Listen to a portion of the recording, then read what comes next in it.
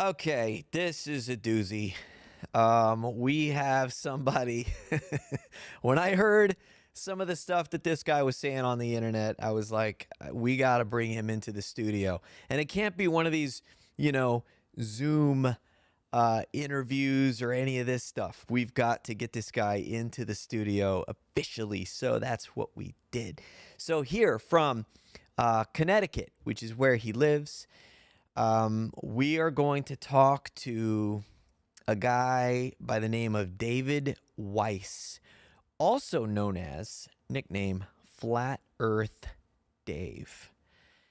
That's right, Flat Earth Dave. And he has a presentation. He's going to show us and prove to us that the Earth is flat. And boy, do I have a lot of questions. My wife has even more questions than I do, I feel like.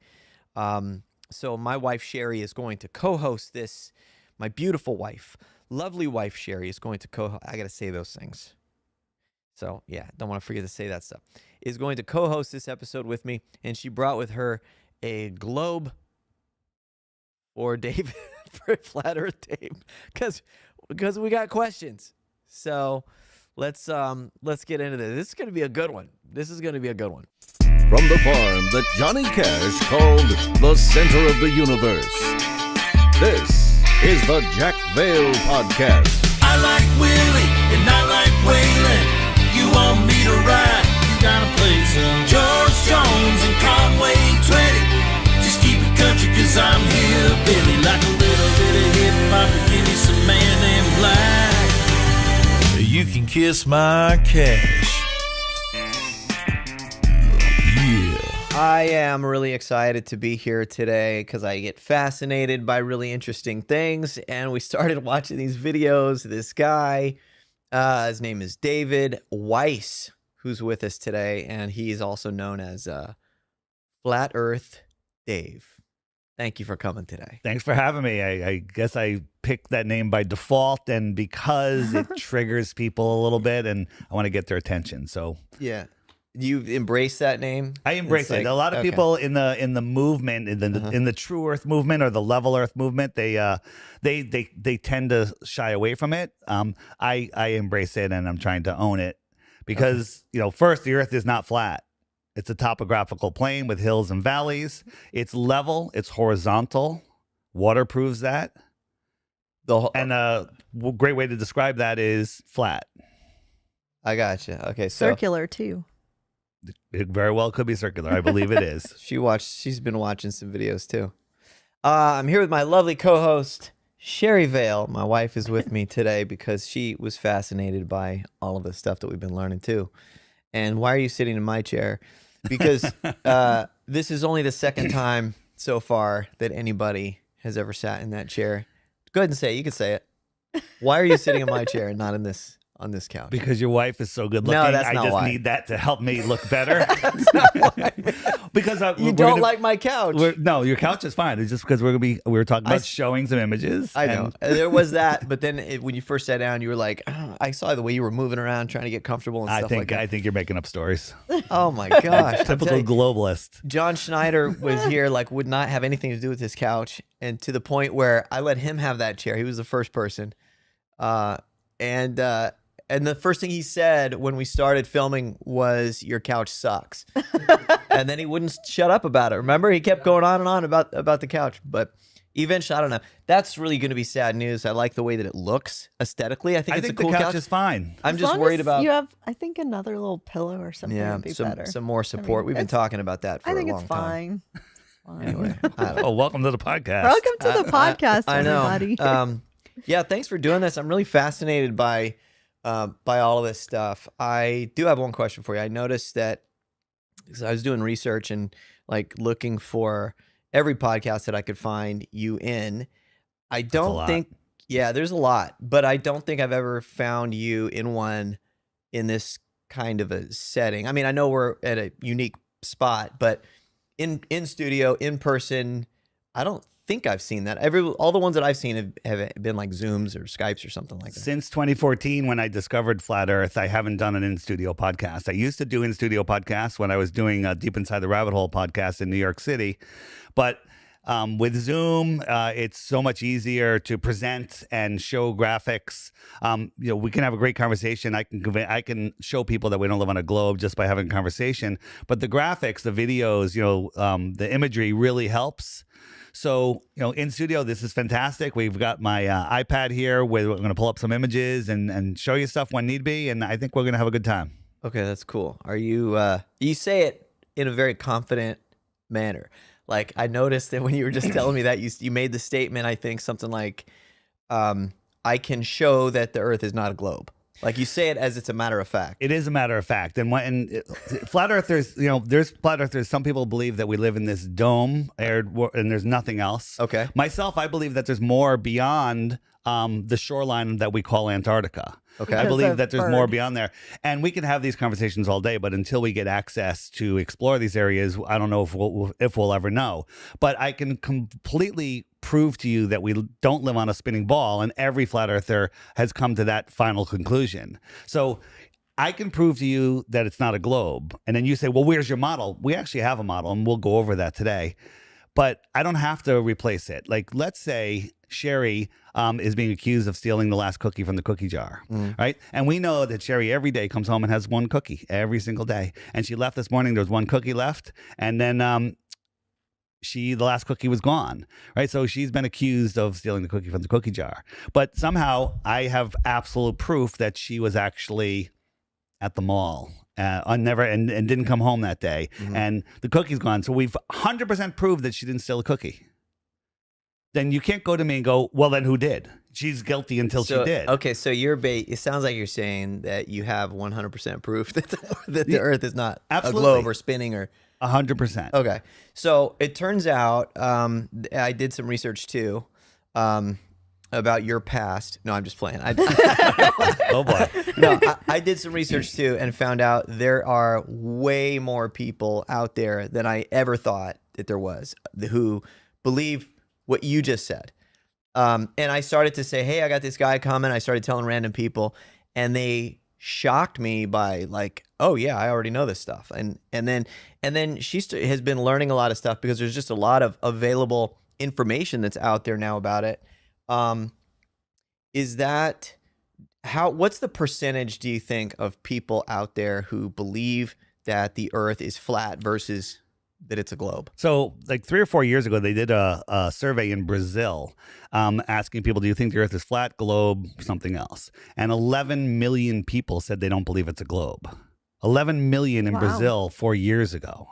And it's been growing exponentially since then. This is my app with the Friend Finder. These are just the people here in the United States Wow, that's that have a my lot. app, which I think represent less than 1% of the total flat earther population. And there's just dots on top of dots on top of dots. And it's Wow. not just the United States. We can go over to the UK. Oh wow, Totally covered. Yeah. Oh. And we even have people in Australia and even one guy at Casey Station in Antarctica. I was to say, is there anybody in Antarctica? There's 2 people in Antarctica. If you were to just guess, what would you think the percentage would be in the U.S.? That's a great question. We were having that conversation earlier in the car. Yeah. I'm being recognized when I'm going all over the place. The last time, not today, when I was on an airplane, the person that sat next to us is like, oh my God, it's Flat Earth Dave. The stewardess is like, I know who you are. And she showed me, she has a private Facebook group with a whole bunch of stewardesses in it that are all flat earthers. And Oh, she's wow. showing me the feed. And I'm like, yeah, that's my meme. That's my video. And she's, so I don't know what the percentage is. Is it more than 10%? Is it 5%? Is it 1%? I mean, 1% is a lot of people. Yeah, Right. you know what I think? I think it's 10%. It could be. Well, I think it's 10%, but I think there might be a lot of people who think it and they're afraid to say anything about it or something, because even I did like a little Twitter X poll, and I said the Earth is flat, and then the other option was the Earth is a globe, and it was exactly, I think, 90-10. I think that's what it was, 90 globe.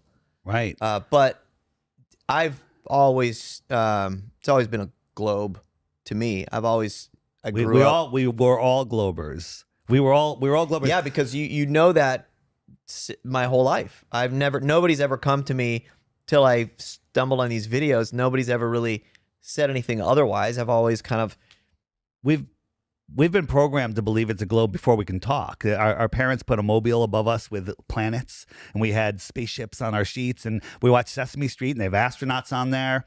And they go to school. They have a globe in the front of the classroom, or at least they used to. And then one of the first worksheets you bring home is the orbits of the sun and the moon and the earth and the planets. Right. And I actually remember the sheet, and these kids still get that. So they're indoctrinating. And we're going to get into, by the end, why the lie. Because this is where anyone that's listening to this that hasn't looked into flat Earth, you're going to be like, there's a million proofs of the flat Earth. Boats over the horizon, sunsets, seasons, and all of this stuff. And then when we knock each one of them down, showing you what's really going on and how these things actually prove the Earth is flat, you throw your hands up and go, well, why would they lie? What difference does it make? I still have to go to work on Monday. That's what everybody says because we've been programmed to say that. Yeah, that's true. I guess that's true. I always think like some of the stuff that I know, how much of it do I know because I looked into it versus just was told it? Well, belief is the enemy of knowing, as Crow 777 Radio says. Belief is easy. Where do I live? Do you know what state I live in? Connecticut. Do you know it or do you believe it? We believe it because you told us. Yeah, you told me that you. So live you in believe Connecticut. it? Why would I lie? believe it. Why would I lie? Yeah, why would you And lie? you booked me out of New York, so I live that's near Connecticut, and so Yeah, but so belief I'm is assuming. easy because somebody can tell you something, you can believe it. Now it's time to take a nap, drink a beer, watch some football, do whatever you want. You have no extra work to believe, but to know, you'd have to go. You know what? Let me just make sure he lives in Connecticut, and you'd have to look me up. Maybe you find me on Facebook, maybe you find my friends, and you look up other stuff. You find my high school. Well, now you pretty much know, but maybe all that's fake too. And then you go on eBay, you find my high school yearbook, you buy one, and there I am with Steve Young in the yearbook. Found it. Right? Yeah. And there you go. And you found it. Now you know. But knowing takes time and effort. And we've been brought up in this society where no one has any time. And, if you want to become rich, make something that makes people lazier. Right. For example, do you cook dinner? Yes. Okay. You have to shop. You have to cook. You have to prepare. You have to clean. Yep. All that. What's easier than cooking? DoorDash. Well, that you jumped one ahead. Fast food. Right. Right? Because you just go pick it up. Yeah. But now, how do you make people lazier? Oh, yeah. DoorDash. Yeah, You bring it don't to even have to get off Yeah. your crappy couch. Exactly. Right. See what I did there? Yeah. I appreciate that. Eventually, I'll replace this couch, I'm sure. Don't replace it. I love it. Okay. I like the I I like how love it looks. It's all about the looks. All right. So what is it like? Let me make sure that I turn my phone off here because Because you didn't. I forgot to do that. What is it like in public when you go out? Is it hard for you to bring up this topic, or you do it with all kinds of confidence? So now I do it with all kinds of confidence. You picked me up at the airport today. What was I wearing? I had a black hoodie on with giant letters that said "Flat Earther." You can't get any more obvious than that. Now I make a lot of T-shirts that people get that are more subtle. Some of them Okay. just said "Level Earth," or Oh, yeah. stuff that because a T-shirt or a sweatshirt is a great way to spark a conversation. People, what do you mean by that? And then the conversation started. Everyone that's a flat earther loves to talk to other people about it because it is life-changing once you understand what it is. I want to find out why. I definitely want to get into like why you believe it, how you learned it, and proof and all of that kind of stuff. But it is kind of weird that it seems like people are kind of coming out of the woodwork with this. And yesterday I met somebody here actually who's here at the farm, and he came in and we started talking, and he goes, man, he was checking out the set and everything, and he's like, these are great cameras. He knew all about the equipment. And I told him I had a podcast tomorrow I was excited about, really fascinated with the information. And he goes, who is it? And I said who it was. And he gave me this look, and he got really excited. He goes, oh, it's flat. The earth is flat. And I'm like, oh, I just like that. Like, he was so quick. And I go, let's go outside and talk about this. So we went outside there was like a tour going on, Johnny Cash thing. And we went outside and started to talk about it. And he said he had a shirt. He goes, man, if I could come tomorrow, I'd love to come. I have a hoodie that just says the word hoax on it, but the O is a globe. So it's like, that's one of those subtle ways of kind of like saying, what he believed. One of my shirts is the H is the space station. It looks like an H. The O is a globe. The A is the moon lander, the LEM. And the X is SpaceX, the SpaceX X. And it says hoax. Yeah. That's cool. And that's another great conversation starter. But before I was saying, one thing we all have in common, flat earthers, is where did the thought go? It was really good. It was, I lost the thought. Oh, it's no. gone. I got It's all right. zapped. It's I got all right. zapped. It must be the Wi-Fi in here. It's aliens or something. Twice. I'm trying to remember that point. It'll come back. Man. Hey, Chris, if anybody walks through the door, do me a favor and just like make a shh motion so that we don't lose our. Okay. Okay. So you said you've known this, or you've known this, right? You know this since 2014. About 2014, somewhere around there. I'm not great with dates, but 2014, 15. When right in did you there. become kind of like an advocate, like really pursuing this? So I was doing a podcast called Deep Inside the Rabbit Hole, looking into many deceptions of this world. And, and I was being blown away about how much of a deception this world is. And someone says, hey, this thing was a hoax or this wasn't real. I'd look into it. I said, let me find out what's going on here. Let me look at the actual details and not just listen to what the mainstream news says, who just lies constantly. And then people started sending me flat Earth stuff. Hey, Dave, have you looked into flat Earth? The first email I got was like, that's stupid. And I just immediately, I thought the guy was just being funny. And at that time, why did you think he was stupid? Because everyone thinks that, come on, we all know we live on a globe. It's one of the first things we learn. Interesting. It's one of the first things we learn. And I remember my point. Everyone looks back and goes, how the heck did we ever believe in the globe? Once you understand what it is, if globers knew 1/10 of what flat earthers know about their globe model, they would be flat earthers.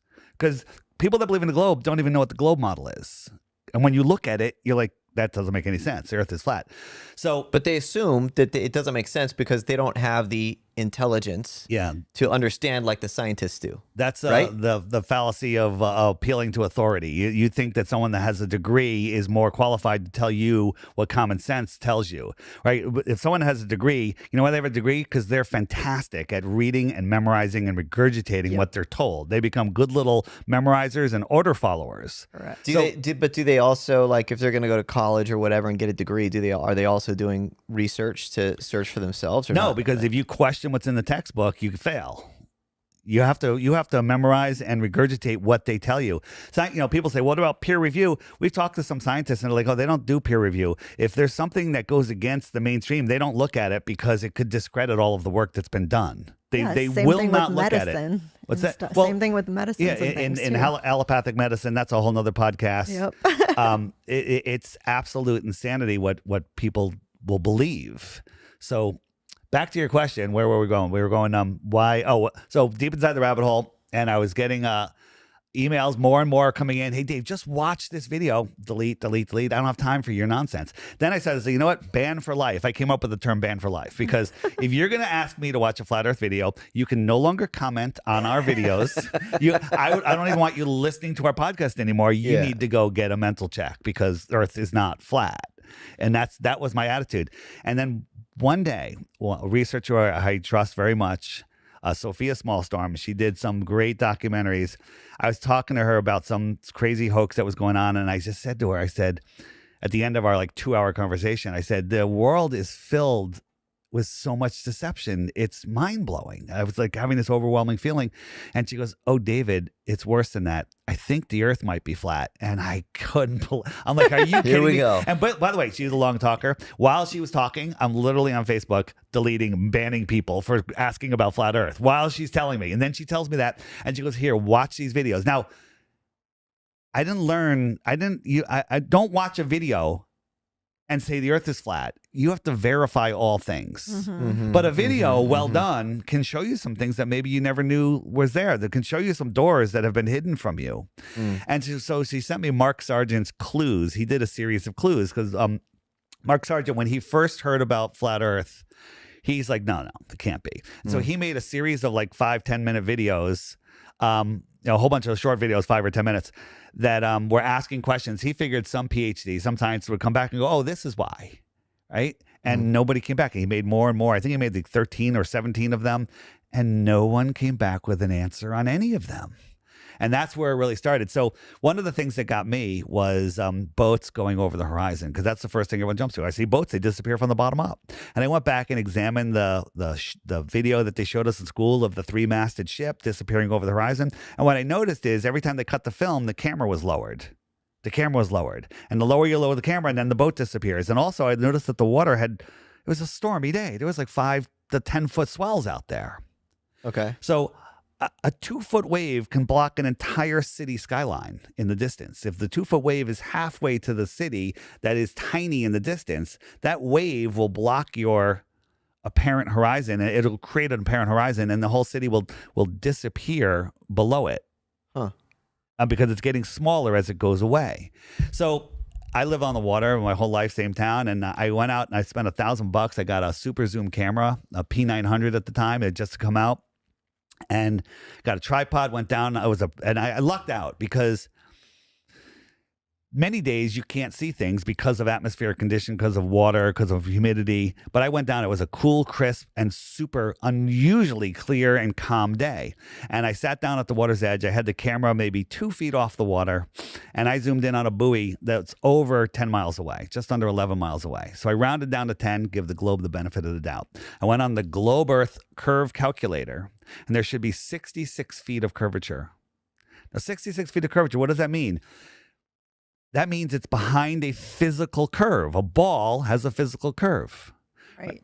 And I said, well, that must be wrong. The curvature calculator must be wrong. So I went to the debunking sites trying to prove the globe. I want to prove the globe. I'm like, the earth can't be flat.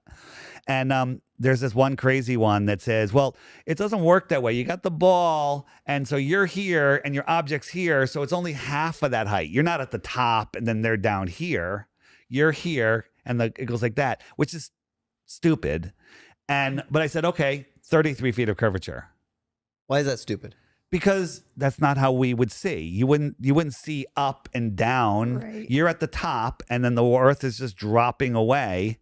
If you were laying on the ground with your eyeball literally a quarter of an inch off the ground, you couldn't see far at all. Oh, I see.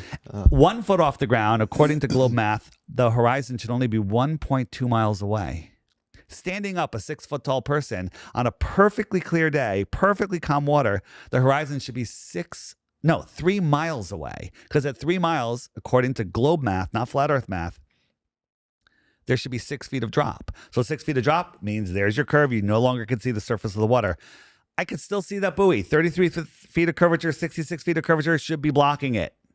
I can still see it. I can zoom across on a nice clear day, and I can see people playing on the beach 7-8 mimiles away. So then what's happening in those experiments where they look out and see the boat and they see it going down? So very good.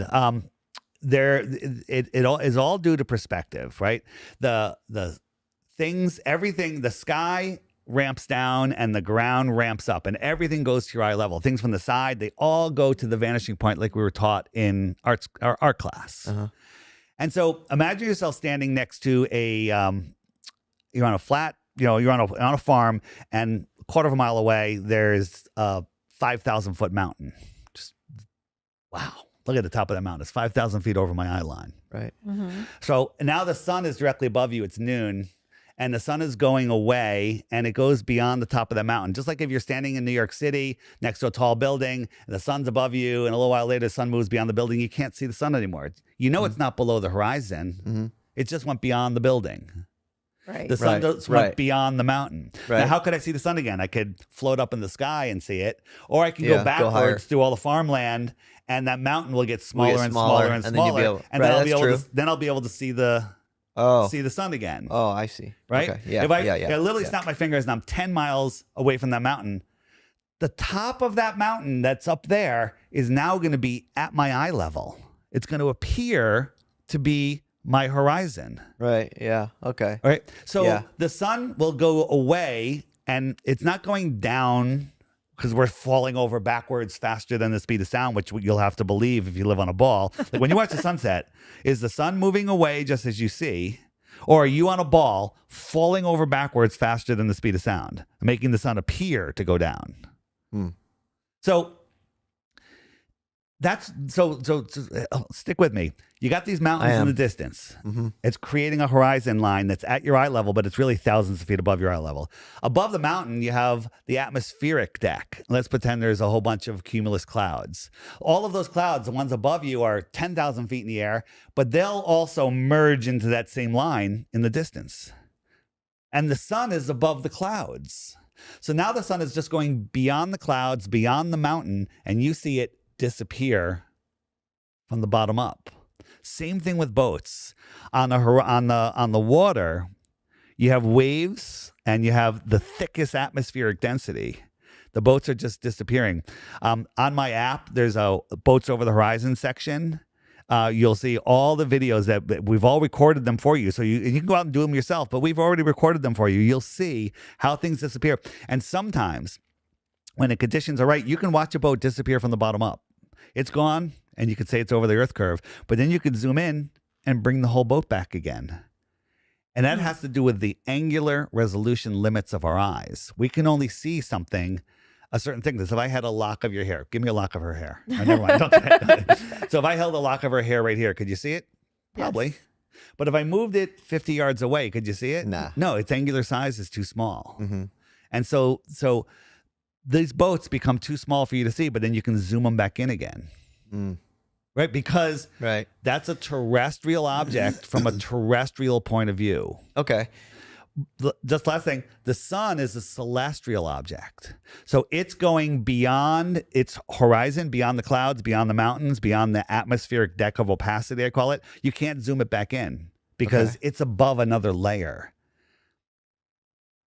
Where does the sun go is all you have to remember. Yeah, where does the sun go? Yeah, where does the sun go? Where does it go? It goes beyond the mountains, beyond the atmospheric deck. Yeah, she's going to be better for a lot of these questions. I'm not very smart. I don't, you're going to ask me question. Where does the sun go? I'm going to go. I don't know. I have no idea. It goes away. It gets dark at night, and that's all I know. Yeah.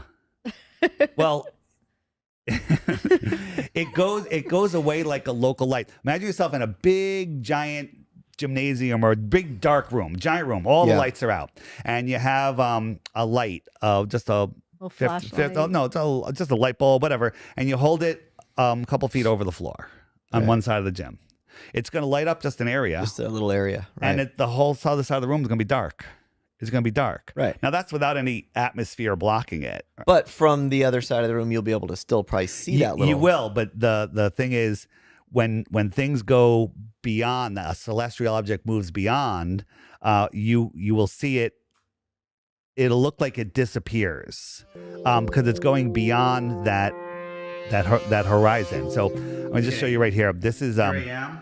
This is my flat Earth kitchen. Flat Earth counter. And what's a flat Earth kitchen? This is my flat Earth kitchen. So I got this line here, and that's the path of the sun. I have my You with me? camera. Yeah. Okay. And Filming and I'm across filming the along the surface. path of the sun. So now I'm just going to jump forward a little bit, and I prove that the line is level. And I'm just going to jump forward a little bit here. And I'm going to run this light forward. Might want to edit a little bit of this out, but give me a second here. So now I'm running this light across the line. Okay. I'm going to run the light across the line. Sorry about that, guys. Okay. So here I am running the light, and from a celestial point of view, and it doesn't go below this. This could be the atmospheric deck or city skyline or mountains. I'm just showing you. Now I got another camera on the other side from where it started on the counter, on the flat Earth counter. Right. And when we watch that, you're gonna see how we see things in the sky. It's gonna show you. Okay. So here I'm just showing it again here. Let me just jump forward. Okay. All right. So here it is from the other side, and as I move away, you're gonna see the line. I'm gonna say, is this line level to the flat Earth? It's a level line, but doesn't look like it's going It looks like it's going like this. It looks like it's going down. Right. Yeah, it's And moving. we remember it didn't go below that object. It didn't go below it. It just went beyond it. So watch, it's going to go beyond it from our point of view. Still on And the same level it's line. setting from the bottom up there. Okay. And that's how that thing is way above the camera, but at a distance it looks like it's at eye level. Okay. It looks like it's at eye level. So let me just see if I can fast forward this to. to where we compare it to the actual sun. All right, here we go. So here's a zoom in of it, and you'll see since it starts, it looks like it's setting from the bottom up. Oh, yeah. And you perceive that as your eye level, even though it's thousands of feet. Now, this is a real sunset here. Oh, that's kind of weird. On the right. So this is my sunset. This is a real sunset. What's it going behind? It's just going further away. It's not actually going down. It's going beyond. Oh, that's pretty weird. Yeah. That's actually kind of cool, man. It's going Could you guys see beyond. that? That's actually kind of cool. So In the camera, yeah, maybe. it's pretty cool. So that's going to be implemented into the final, edit, so you can see that diagram. That is, not gonna lie, that's pretty cool. So it's Did you see it, Jake? completely straight Yeah. line, but Yeah. the light just kept going further and further away, and it actually gave the illusion that it was going down the way that the sun sets. So if I didn't know what he was doing, I would have just looked at that with my naked eyes, and I would have been like, "It's going down. It's a light that's going down." It's going but away. it wasn't. I knew that it wasn't. So you're on a straight road that has street lights, high street lights. A straight road, and all the street lights are the same height. Stand under one. That is your noontime sun. And then look at the one a block down the road. It's almost at your eye level. Yeah. And then imagine that road is 5 miles long. Can you see the lights that are a mile or 2 miles away? No, you can't. Everything just merges into the horizon. Yeah, all the time. And that's without that's without the atmosphere. Without the atmosphere becoming that, I call it the atmospheric deck of opacity. So I'm going to show you one more thing. Now now that you learn that, this is going to kind of scare you away from all of that. This is a shot that I got 7 different times, and this is the sun. That I'm filming this from altitude. I have a drone up super high. It's super cold. Okay. And the sun was going down, down, down, and then it just stopped. And it just sat there on the horizon. It just sat there. Now I'm zooming in on it. Yeah. It sat there for about 10 minutes. Now my friends were over here at the beach. They said they saw the sunset from the bottom up 10 minutes ago. Oh, Right? wow. But as I'm sitting here, it's just sitting. Yeah. It's just sitting there. And then watch what happens. The atmosphere becomes thick over distance. When you're looking across the atmosphere, you're looking through all the atmosphere. And so when the sun is over there, you're looking through all the atmosphere. And as it moves away, its light can no longer push. It can no longer push all the way through. So it disappears and it takes its light with you. And it just goes, and watch what happens. Disappears. And it's gone. And now the light is still there. You just can't see the sun anymore. We're brainwashed into believing that light travels for billions and billions of miles, and those stars that you're looking at burned out 1 billion years ago, but the light's still coming to us, right? That's pretty weird. Yeah.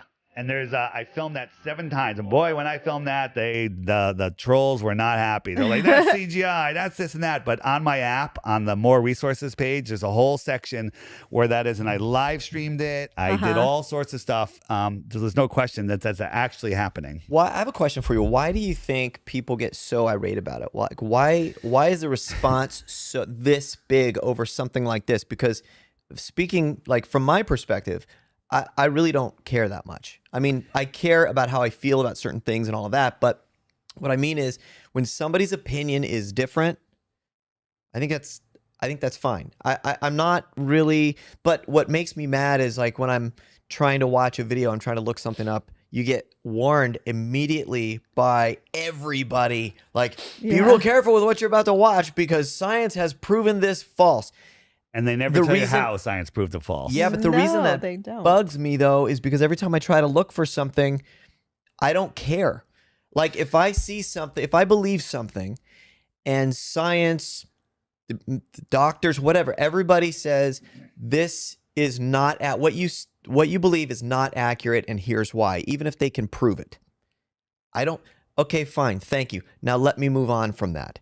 I want to believe in aliens or Bigfoot or whatever it is, and we're a free society. We should be able to have these conversations and not be warned about everything. That's what I don't like. I don't like the big authority you're not warmed about Bigfoot or the Loch Ness Monster or That's aliens. what I'm saying. You're right. But just Right. flat Earth. They did a Yeah, Well, and why- vaccines why is that? too. They warn you about vaccines Yeah. too. They did a there's a congressional hearing a couple of years ago about disinformation on YouTube and what are they going to do about it. And the example that they used was flat Earth. They're like, well, if somebody searched, flat Earth, we're going to show them the Earth is not flat and give them more authoritative, Google selected information. And anytime you find a flat Earth video, that warning is right there.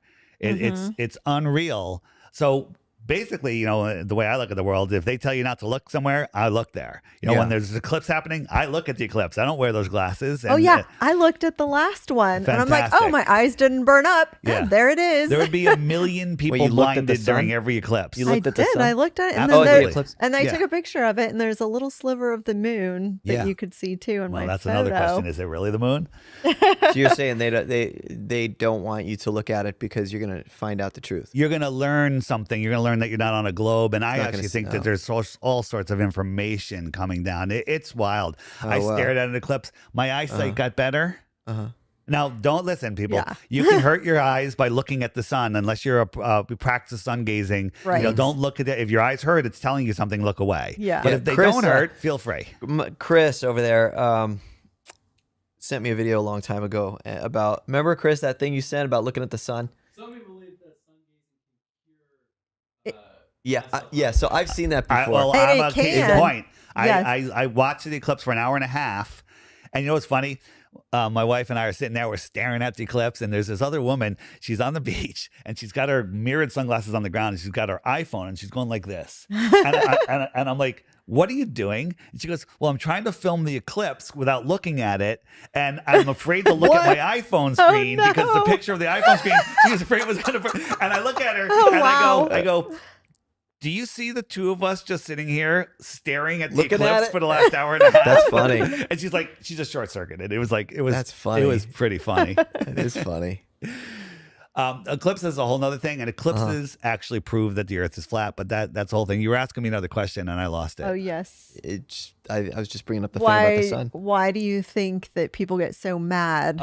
Yeah, why? What is it about that? Like, who cares? And here's another reason why I say that specifically is like in doing very, very basic, simple research, you find that it's only been for like the past several decades or so that everyone's collectively felt a certain way, most people, about this issue. Whereas before, it was Chris is over here disagreeing, making hand signs. It is true. That's not true. What do you I'm think? not saying that it didn't agree. It didn't exist. Most of ancient Greeks, 500 years before Jesus, started to believe that it was a globe.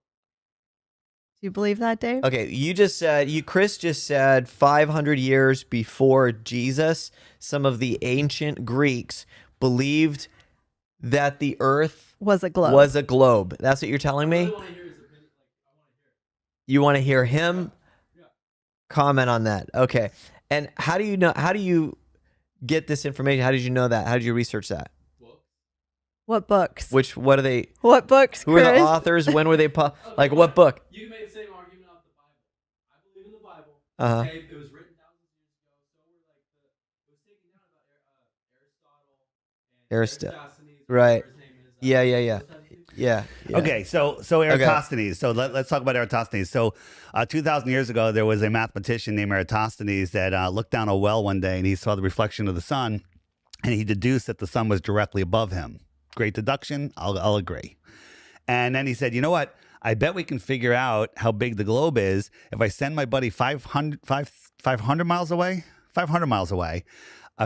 Not 5,000, 500 miles away, and we could see how much the Earth is tilted, and I can do some really good math. So he sent his buddy 500 miles away, and his buddy counted his paces. That's how he knew he went 500 miles back then. He actually counted Really? Wow. for 500 miles. That's amazing. Imagine that being is halfway amazing. there and going, oh, what number was I on? Damn it. No, man. That's right.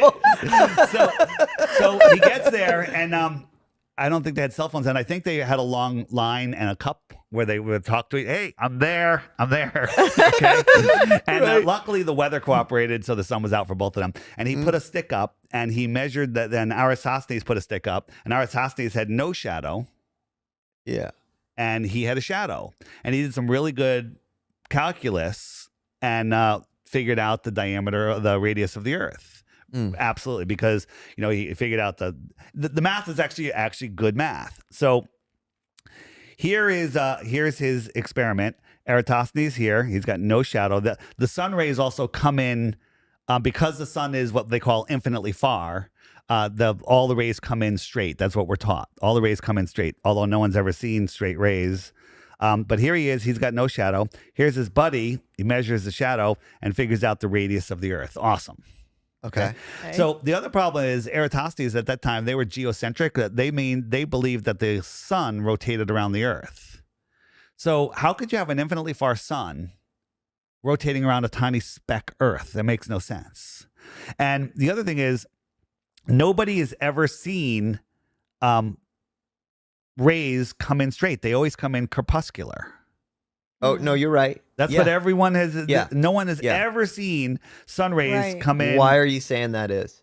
Well, because this is what it would look like if the sun rays were coming in straight. We've never seen No one's ever seen that. Everyone always sees crepuscular. So Eratosthenes ignored all that. He's like, well, whether it's refraction or not through the atmosphere, well, then how are you measuring the angle if it's refracting?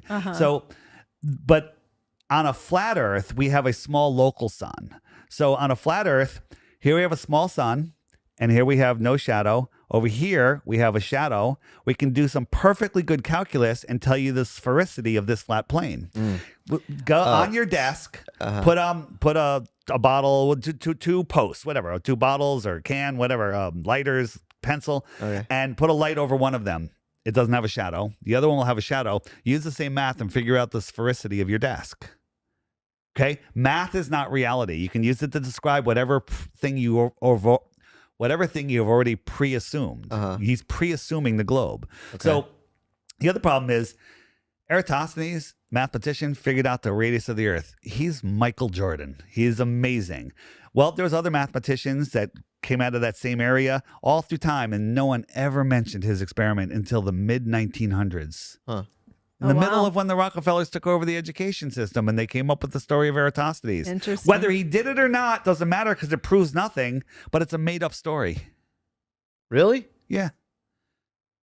There's books talking about Eratosthenes, but nothing that mentions his experiment until the mid-1900s. So I have a question for you. Do you acknowledge that Chris back over there he just made a comment a little while ago? And by the way, the point that I was making, Chris, wasn't that I wasn't going to say that it never existed or the idea never existed. I was just saying that 100 years ago, for example, it wasn't split like it is today. Like 90% of everybody didn't think that a certain way, and 10% thought it was very different. It was more even, wasn't it?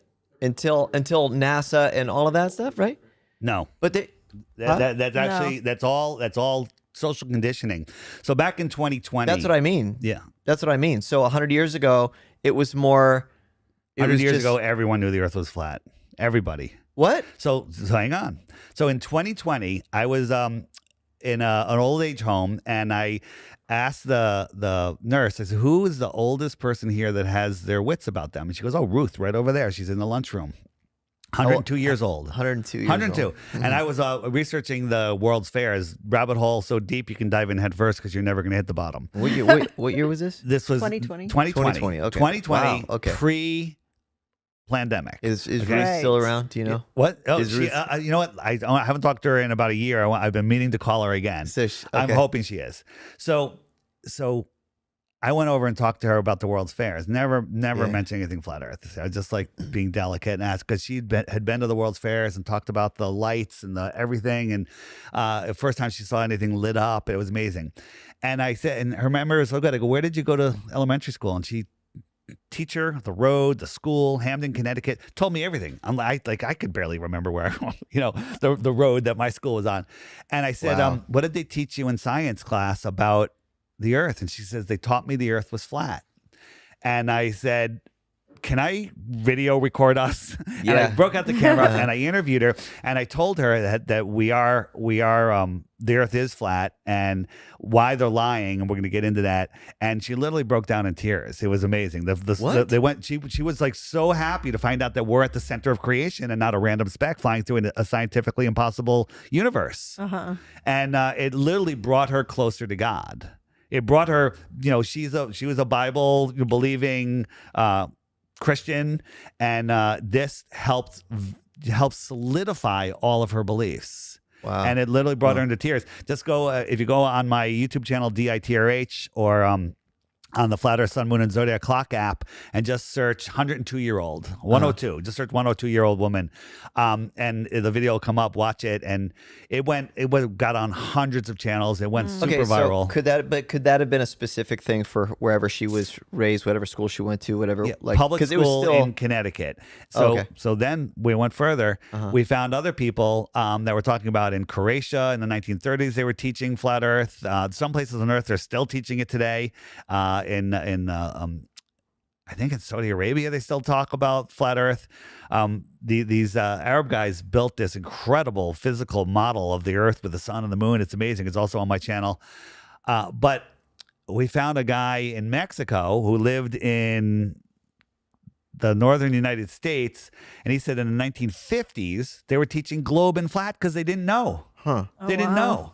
In 1927, Universal Pictures started with their spinning globe at the beginning of their movies. A beautiful globe, right? And no one had been to space to figure out the shape. Then when NASA went up, they came out in 1972, the first photo of Earth. It looked exactly like what Universal did. It's just a coincidence, right? Universal is just really good at map making, I think. Well, Disney did something like that too. Back when Disney started too, they had their little globes, and my uncle was saying how he remembers going to Disneyland and they took him on this ride to show him this is what Earth looks like, and they had no idea at the time. So yeah, I didn't realize that. So you're saying that like 100 years ago, they already had pictures of what the globe looked like. Is it and then when NASA went into outer space to take their pictures, it looked the same as that? It looked exactly the same as what Universal Pictures had imagined. What is that? Is that because like maybe this is a dumb question, but could they have believed, like could they have been so smart that they were able to do the math without going into outer space and seeing, like they traveled, right? So you have all these travelers. Yeah. No, wait. sorry, because I don't know. I'm asking. Why he's talking? You grab my phone because the Wi-Fi went off, and I'm trying to pull up a picture while he's talking. While you're doing that, Chris, question Just for you: unplug it. is it possible? Because Chris is a very critical thinker, I would say, and he thinks about a lot of this stuff. If there were land travelers, I don't know, whoever you want to think about right now, hundreds of years ago, could they have discovered what the global Earth looks like back then without going in and actually snapping a picture of it or seeing it? Yeah, like an actual globe. Could you?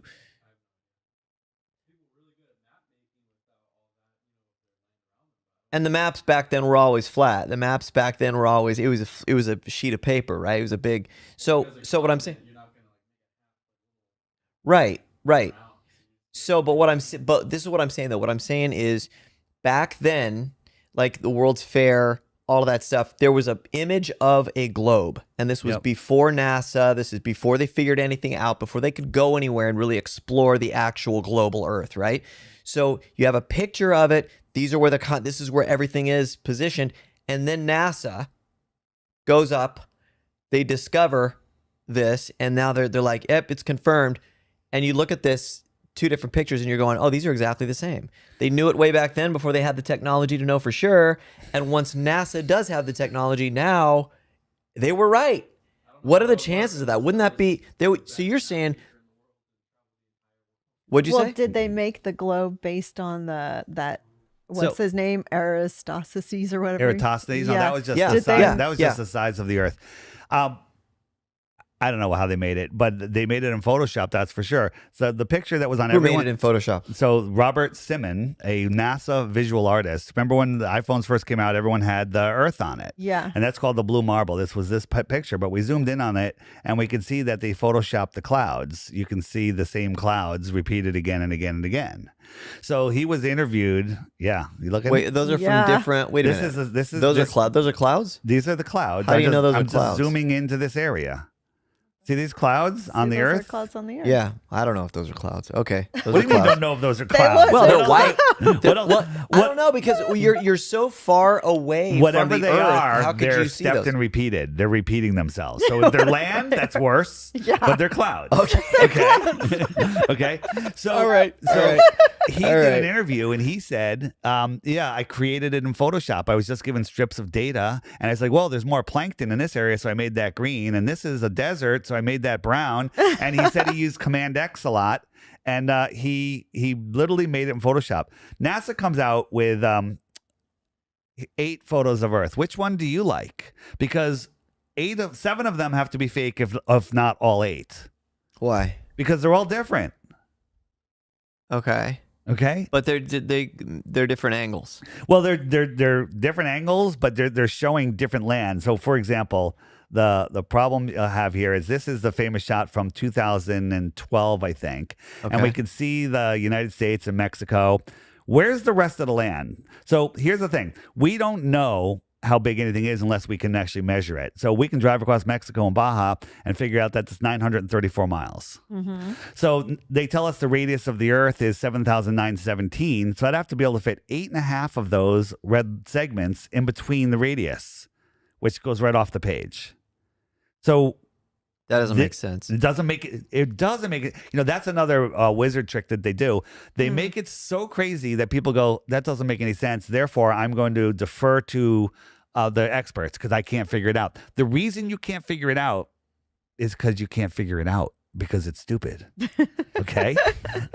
Right. Right? I remember this picture in 2017. They said the global dimming, you know, the pollution. It's Oh, it's yeah. horrible. It's horrible, pollution. right? And from Where 1978, are the same clouds? Oh, I see them. Look at the same I see 'em, clouds. I see them. Look at the bottom one. they Look use at the the same bottom one. clouds. Yeah, Why would they use the same clouds? because either they're lazy or it's revelation of the method, which means they always have to tell us what they're doing and give us a chance to figure it out. Listen, I'm sorry for being. I don't want to beat a dead horse, but show me that picture one more time. That Which you just, one? We were looking at the clouds just now. Right there. Yeah. So the reason I'm saying I don't know is because I'm trying to imagine myself in a spaceship going so far away from the Earth, A million miles. and trying to see Clouds. these giant clouds from that far Thank you. away. Absolutely. When we send balloons up to 120,000 feet, 20 miles, the whole Earth is white. No, It listen, becomes white. I know, but Dave, listen to what I'm saying. I'm trying to find out if you're that far away from the Earth. How do you know? You made me feel stupid a minute ago I'm for sorry. asking this question. I'm sorry. but I'm going to ask and I it might one do more- it again. But go ahead. I'm going to ask one more time. How do you know that those are clouds? I understand they're white, they're fluffy. I get it, but have That's they? the topography of the Earth. Look, there's the babe. United Yeah, I States. know. What are those? What So is with- that What do you think then? they are? So- Bubbles? See, you're making me feel stupid again. Well- I'm just asking a question. Well, what would you think? what would you I think they don't are? know because I would think that if you're looking from that far away of a perspective, you would be seeing things that you're not sure what it is. But you're saying you would only see water or land or clouds. Well, we know that when we send a balloon up, the Earth is muted. The colors are muted because you're looking through so much atmosphere. The colors just become white. We send a balloon up to 120,000 feet. It's just white. You can't really see anything. But Yeah. somehow we get these vivid colors in space and all these different sizes and everything. Because of technology. It's well, they're like, well, they boosted up the colors. I don't know what they're doing. So this is just another one without going. They showed us this picture of Earth, and this is we can look at the land features here, and we say, okay, on a world map, this is just this section of land. That's what we're showing. Okay, So you have I to see. believe that all of this other land is on the other side of that ball. Right. Hold on, I'm gonna just remember this. We're over here. Uh-huh. So the United States and Russia and Australia and New Zealand and South America, it's all on the other side of the ball. Okay. Okay. And All they right. only have that much, right? Because the Earth is spinning so fast that when they snap their picture, No, it's, that's all they could capture. It's moving once Wait, a hold day, up, so you hold can't even see. But Okay. But is, so if hold the on, Earth hold on. is spinning So then that, in 2012, the other picture, they showed us this. So now you got the United States. So that's just this. All of this has to be on the other side right now. The reason you can't figure it out is because it's unfigure-outable. Wait, what? This is an official picture from NASA. A picture. NASA will never say photograph when they talk about the Earth because they don't want to lie.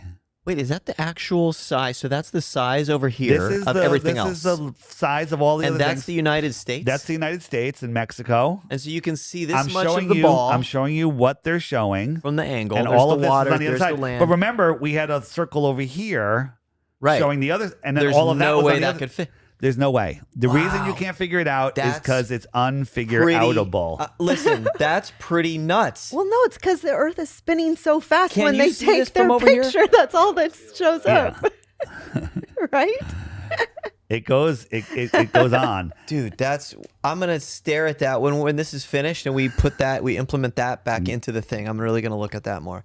That's crazy. That's Right. really interesting. Do you have There's a question, Nick, or you think And then, something? so hang on. So NASA, people will go, Hey, Nick, come here for a sec. I want you to just see this Phil, you real can quick. come Phil, too. you can come too. Hold on. You guys come. Yeah, wait, no, don't go- ruin my shot. No, You're in front of my camera. No, don't worry about it. Don't worry about it. I'm Go- kidding. can you I'm go back okay. to the other one? All right, Or this is it? just Okay. why we're here. Just watch this this, is from guys. the space station. You can tell because there's always a little piece in front of the camera. They always do Of a that. shadow. But if we Yeah, look at yeah, yeah. at the Earth map and we see that's just that little circle right there. That landmass is just that little circle. It's not so the whole so Earth. that's just that little circle. This is a fisheye lens. This is from an airplane. So Yeah. that's from them. This is from who took NASA. that shot, supposedly, Yeah. right? They took that shot. Yeah. And then the other one we were just looking at And what- was this. That's All of That's this insane. land has to be on the other side of that ball. that, dude. Come on, that's pretty. Well, not to mention you got all the other more water on the other side of that ball, right? Yeah. How would they explain that would be there. They don't. They don't explain it. They don't explain it. Okay, but wait a minute. They have to explain it. If you talk to somebody and No, you they had to don't. have talked to people They who don't. are serious they won't globers. explain it. Okay, then what do they say when you say that? They won't talk to you. Really? Yeah. They don't know what to say? Yeah. They change the subject? Who am I going to talk to? Right. Well, Who are you going you've to talk you've to? talked to a lot of people Yeah. who believe that the Earth is a globe. So that's But my when question. they see How that, do you stump them?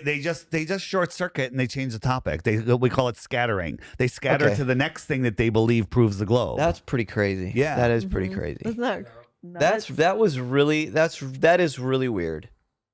Yeah. Are there any astronomers or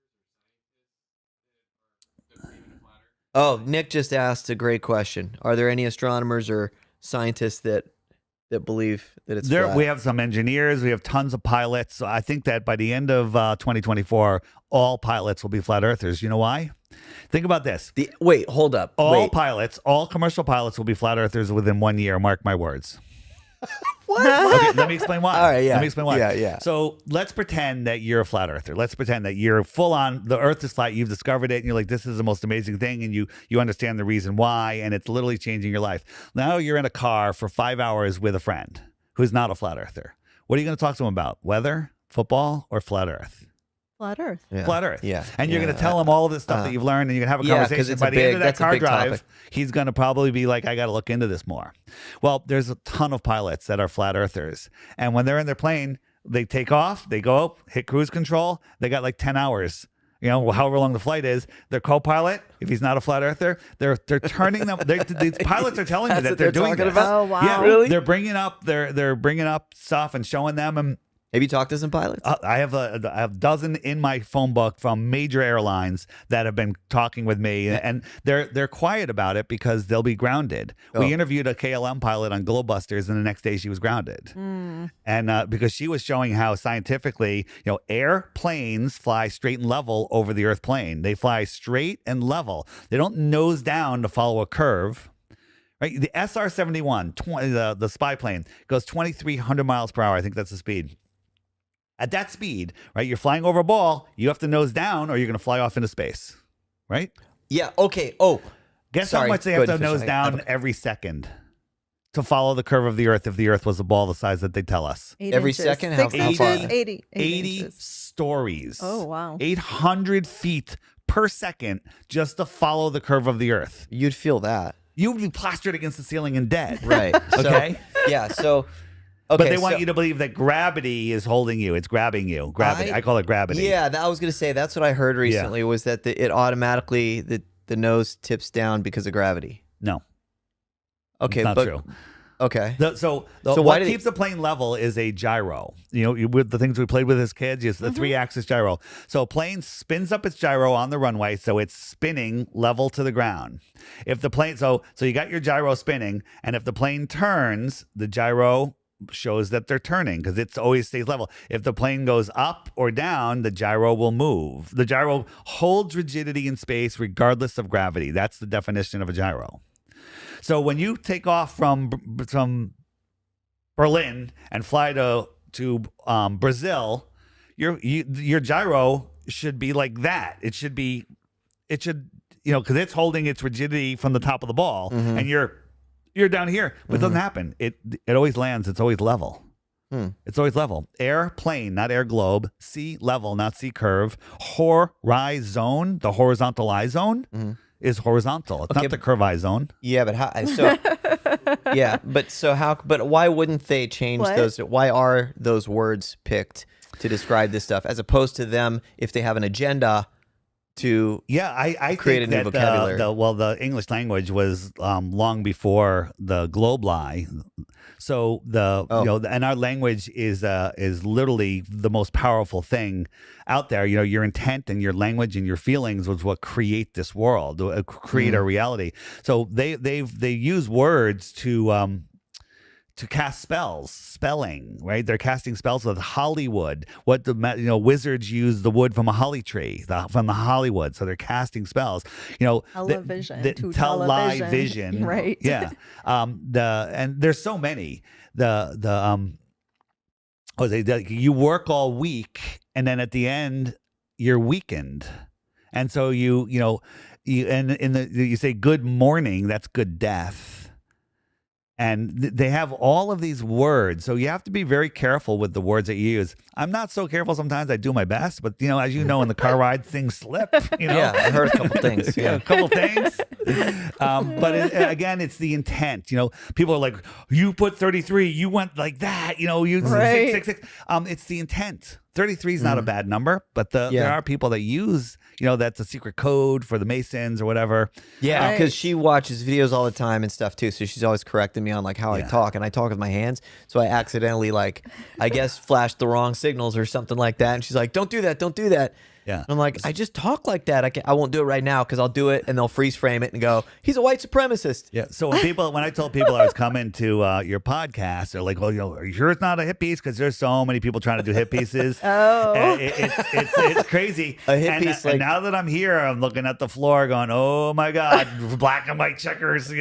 This is a Masonic lodge. And Yeah, he's we like, said no, that. it's Lodge, just or are the we in a 50s. barn? It's Right? just Yeah, the you said 50s you feel. said that Yeah. when you first got here, and I'm like, geez, we've had this carpet for a long time. I'm so It's innocent about it. I'm like, I don't even- 1950s. I like the retro I think feel. it has to do with the duality, and I don't even know. That's so it's, weird. It's a beautiful rug. Whatever. Yeah, It's fun. I didn't even know what you said. I had no idea. I never heard Yeah. that before. Go look up anything free Masonic Hall. All of them have checkered floors. So the trolls are going to run with that one, and that proves that I'm a free Masonic shill here, to destroy the truth movement. But whatever, choose whatever you want to believe. Yeah, And here's the thing: I love waking people up to this reality because it changed my life. Yeah, I don't yeah. go to work on Monday.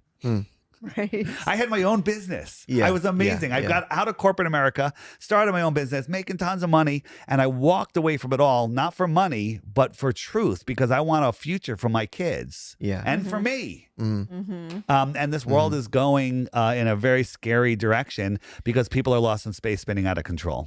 Why Right. do people like you were talking earlier about how people feel when they start talking about it and they discover that the earth is something different than what they thought it was? Why do they get so happy or at peace or excited and pumped? Like you just said, I asked you on the phone a few days back, I asked you if you ever get tired of talking about this stuff, because I've seen so many Zoom calls that you've done and stuff, and I'm like, I wonder, Never. talking about it over and over and over.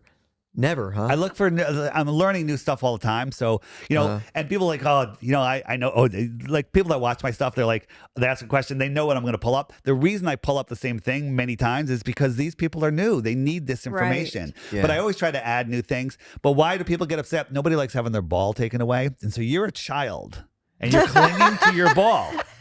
right? You're clinging to your ball. One time in a podcast, I said, everybody loves balls, and that was taken and clipped. no. And that was taken and clipped so many times. That's funny.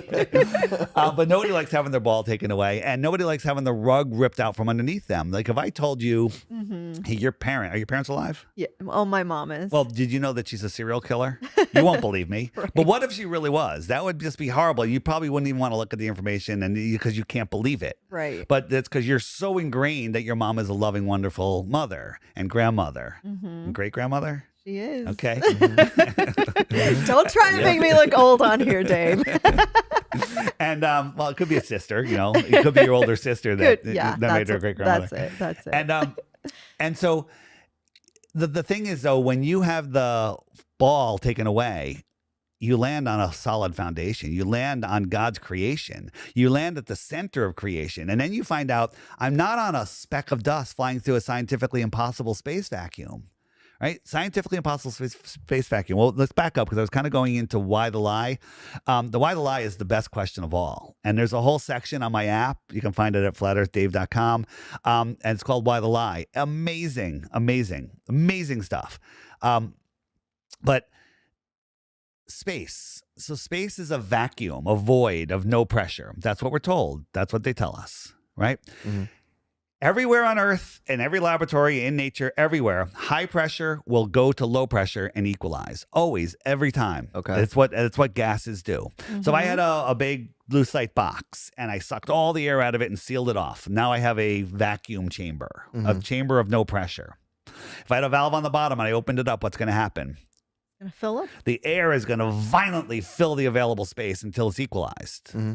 If I turned it sideways, it would still do the same thing. If I turned it up, it would go down, right? If I did it at 10,000 feet or 100,000 feet, it would still equalize instantly. Mm-hmm. Instantly.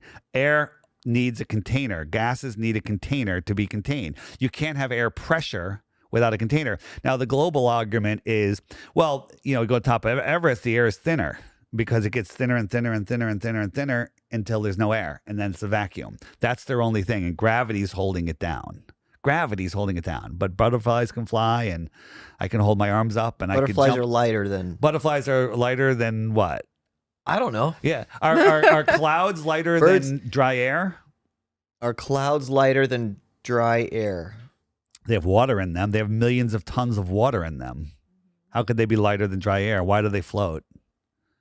I don't know. I don't. Yeah. Density and by the way, buoyancy. listen. Yeah. I don't know is a great answer. Globers say they know everything and they know nothing, right? I don't know is a fine answer.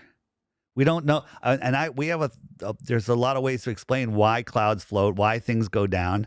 Buoyancy and density sort everything else out. If I had a handful of rocks and a helium balloon and ping pong balls, and I held them over a pool and opened my hand, everybody can sort out what would happen. The helium balloon would go up because it's less dense than the air. The rocks and the ping pong balls would go down because they're more dense than the air. The rocks would go to the bottom of the pool, and the ping pong balls would stay on top of the water because the ping pong balls are less dense than the water, and the rocks are more dense. It's because of the density Buoyancy of the object. and density. Correct. But what makes things go down? Why don't they go sideways? Gravity. Right? Well, that's what they say. Yeah. But gravity... This is a big one, and this is the one, it's going to take a minute to talk about. It's worth it. It's not that complicated. Gravity is only a theory. Neil deGrasse Tyson said, hey, Neil, what's gravity? And he goes, we don't know. And the gravity model, when they start looking into planets and everything, they're like, there's not enough gravity out there. It's just 97% of it's missing. Mm-hmm. Right? So the gravity model doesn't work because 97% of it's missing. So instead of throwing out the theory of gravity, they go, dark matter and dark energy. No one's ever seen it. No one's ever measured it, but it has to be there for gravity to work. So therefore it's there. So you lend me $100. I need $100 right now, and I'll pay you back tomorrow. Tomorrow you see me at the meetup and I give you $3. I go, we're even. You go, what do you mean? And I go, well, no, there's the $3. There's 97 dark dollars. Okay. Mm-hmm. All right. It's fine. Trust me, they're there. Yeah. Right. Because if you're a scientism believer, that's fine. That's a fine deal. We're even. So here's the thing. You've heard science say that gravity is a very weak force. Very weak force. Okay. I'll buy it. You know what else science says? Is that the electrostatic charge, electrostatic force is 10 to the 36 power stronger than gravity. What is it? You don't even know what that means, right? No. 10 with 36 zeros. Yeah, But you can't yeah. even fathom what that is. And I'm going to explain why you can't fathom it in a second. Okay. Well, 10 to the 36 power stronger. So electrostatics is when a negative attracts a positive or vice versa. Well, the Earth is a negative charge. Measurable, testable, scientifically provable negative charge. And everything in the air It's positive. is surrounded by positive, and it goes down because the flow of electricity is down to the Earth. So it just sets the direction. And then this is more dense than the air, and it goes down to my hand, and I catch it. 10 to the 36 power stronger than gravity. What does that mean? So do you know how long 1 trillion seconds is? No. Take a guess. And if you guess it within a month, I'll give you a Bitcoin. Go ahead. Chris got it. Don't do quiet. 1 trillion Seconds. seconds. Yeah. You want me to tell you how long How it is? long is 1 trillion seconds? Is by it way a of what? Hour? like like- you're gonna make it think years, it's decades, 1 whatever you want. Isn't it like seconds. 10,000 years or I'm something gonna like say. that? I don't know. He's asking me. Yeah, I'm asking you. Okay. I'm gonna say 1 trillion seconds. Let me see. 60. How long do I got to figure this out? That's A it. month. Time's up. 3 seconds. All right, 2 seconds. 1 second. I'm gonna say like 10 years. Very close. 31,000 years. Very Okay. close. I was closer than you. So Is it 31,000 years? 1 trillion seconds is 31,000 years. And here's the thing. You can go verify that yourself instantly. Just do a little calculation. 31,000 years. You can't fathom what 31,000 years is. Here's the No. problem.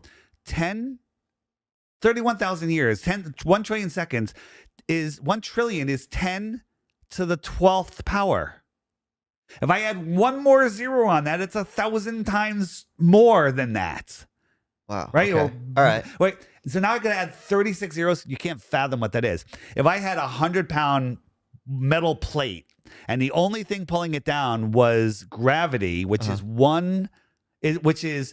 10 to the 36 power less powerful than the electrostatic flow, it would float forever. It would never move because there's no force. So that's them telling us that gravity has no force. We can manipulate things to go up and down. I've done it in almost every interview. We can add a negative charge to something, whoosh, and it goes up in the air. It floats. Electrostatics, like the TRC-3B, whatever that spy plane, it floats in the air. It's electrostatics, right? And then we could add a positive charge to something, and it falls down. We have something floating on a helium balloon's got it neutrally buoyant, and we add a positive charge to it, it goes down. So we're playing with the electrostatics. We're changing the. But you can mess with that. You can, if I jump, I'm gonna go up. I'm You're gonna- eventually gonna but come down. you're but in this positive field. It doesn't mean that gravity doesn't exist, right? No, well, gravity. If gravity existed, so we can prove the electrostatic force exists. The electrostatic force is 10 to the 36 power stronger than gravity. If I drop something, how would one assume that it's gravity, which And doesn't? not the electron. Gravity. If the electrostatic force, if gravity made things go down, the electrostatic force, everybody would be dead. We'd all be dead. So when you start wrapping your mind around that and understanding, that gravity is just pseudoscience and the core of the Earth is just made up nonsense, and the idea that we're, when you watch the sunset, you're falling over backwards faster than the speed of sound. No. Go on the app, go to Where Does the Sun Go? There's video after video after video, time lapse after time lapse, stuff that everyone's too bored. Everyone's like too rushing around. You're not going to sit there and examine what's going on in the sky. Here's the other thing too, though, Dave. I think people are going to assume, like, why would they be doing this? Like, I want to get into like the reasoning behind some of this stuff, because it doesn't make to most people, including me, like it. You think about it and you go, why? There's so much work to try to create this whole fake world. Yeah. Why would anybody do that? So just a quick thing about me, before 2014, and for me to say this now is, it's like I look back and like, how could I have ever thought that? But I was a full-on atheist. I didn't believe in God. I didn't believe in a creator. I believed in evolution. Once upon a time, there was nothing. Wow. Lightning struck and made an amoeba, and the amoeba turned into a fish, and the fish grew legs, and it climbed out of the water and it found another sexy fish, and it had a monkey, and then that monkey went up into a tree and had a human. I can't believe people believe that. Because that's what we were told before we had the ability to think. That's what we were told before, and we were told by teachers, which are are, we look up to them. When you go to school, you think your teacher's your God, or is like, wow, I'm going to learn. And that's what they try to do. So I believed all of that. And then when I discovered that the earth was flat, not the shape, intelligently designed. Right. I'm an intelligently designed earther, which is level. And I look back and I said, whoa, there's a creator. And then my relationship with the creator grew from that. Here's what scared me from the creator. I went to a young life. I grew up in a Jewish family, but non-practicing. And all the kids in my town were all, Christians and, not even that heavily practicing. I grew up in Fairfield County, and in junior high, they had a group called Young Life, which was retreats for kids. And I wanted to go on this, and I said, I'm going. They're going to Bermuda. They're going to great places. So I went, and during the day, they have a little Bible study. I'm like, okay, I'm at my first Bible study ever. And the first thing they read was they read a passage, you might know the passage, where the stars fell to the earth. Mm-hmm. And I'm like, that's stupid. A star is the size of this barn, and the earth is a pebble. How could a star fall to the earth? And I discounted the Bible for my entire life until 2014. Wow. How big is a star? Talk about that. A lot of people aren't going to know. If our sun was a yoga ball, the earth is a BB. But other stars make our yoga ball look like a like a piece of dust because they're so much bigger. Are all the stars that big?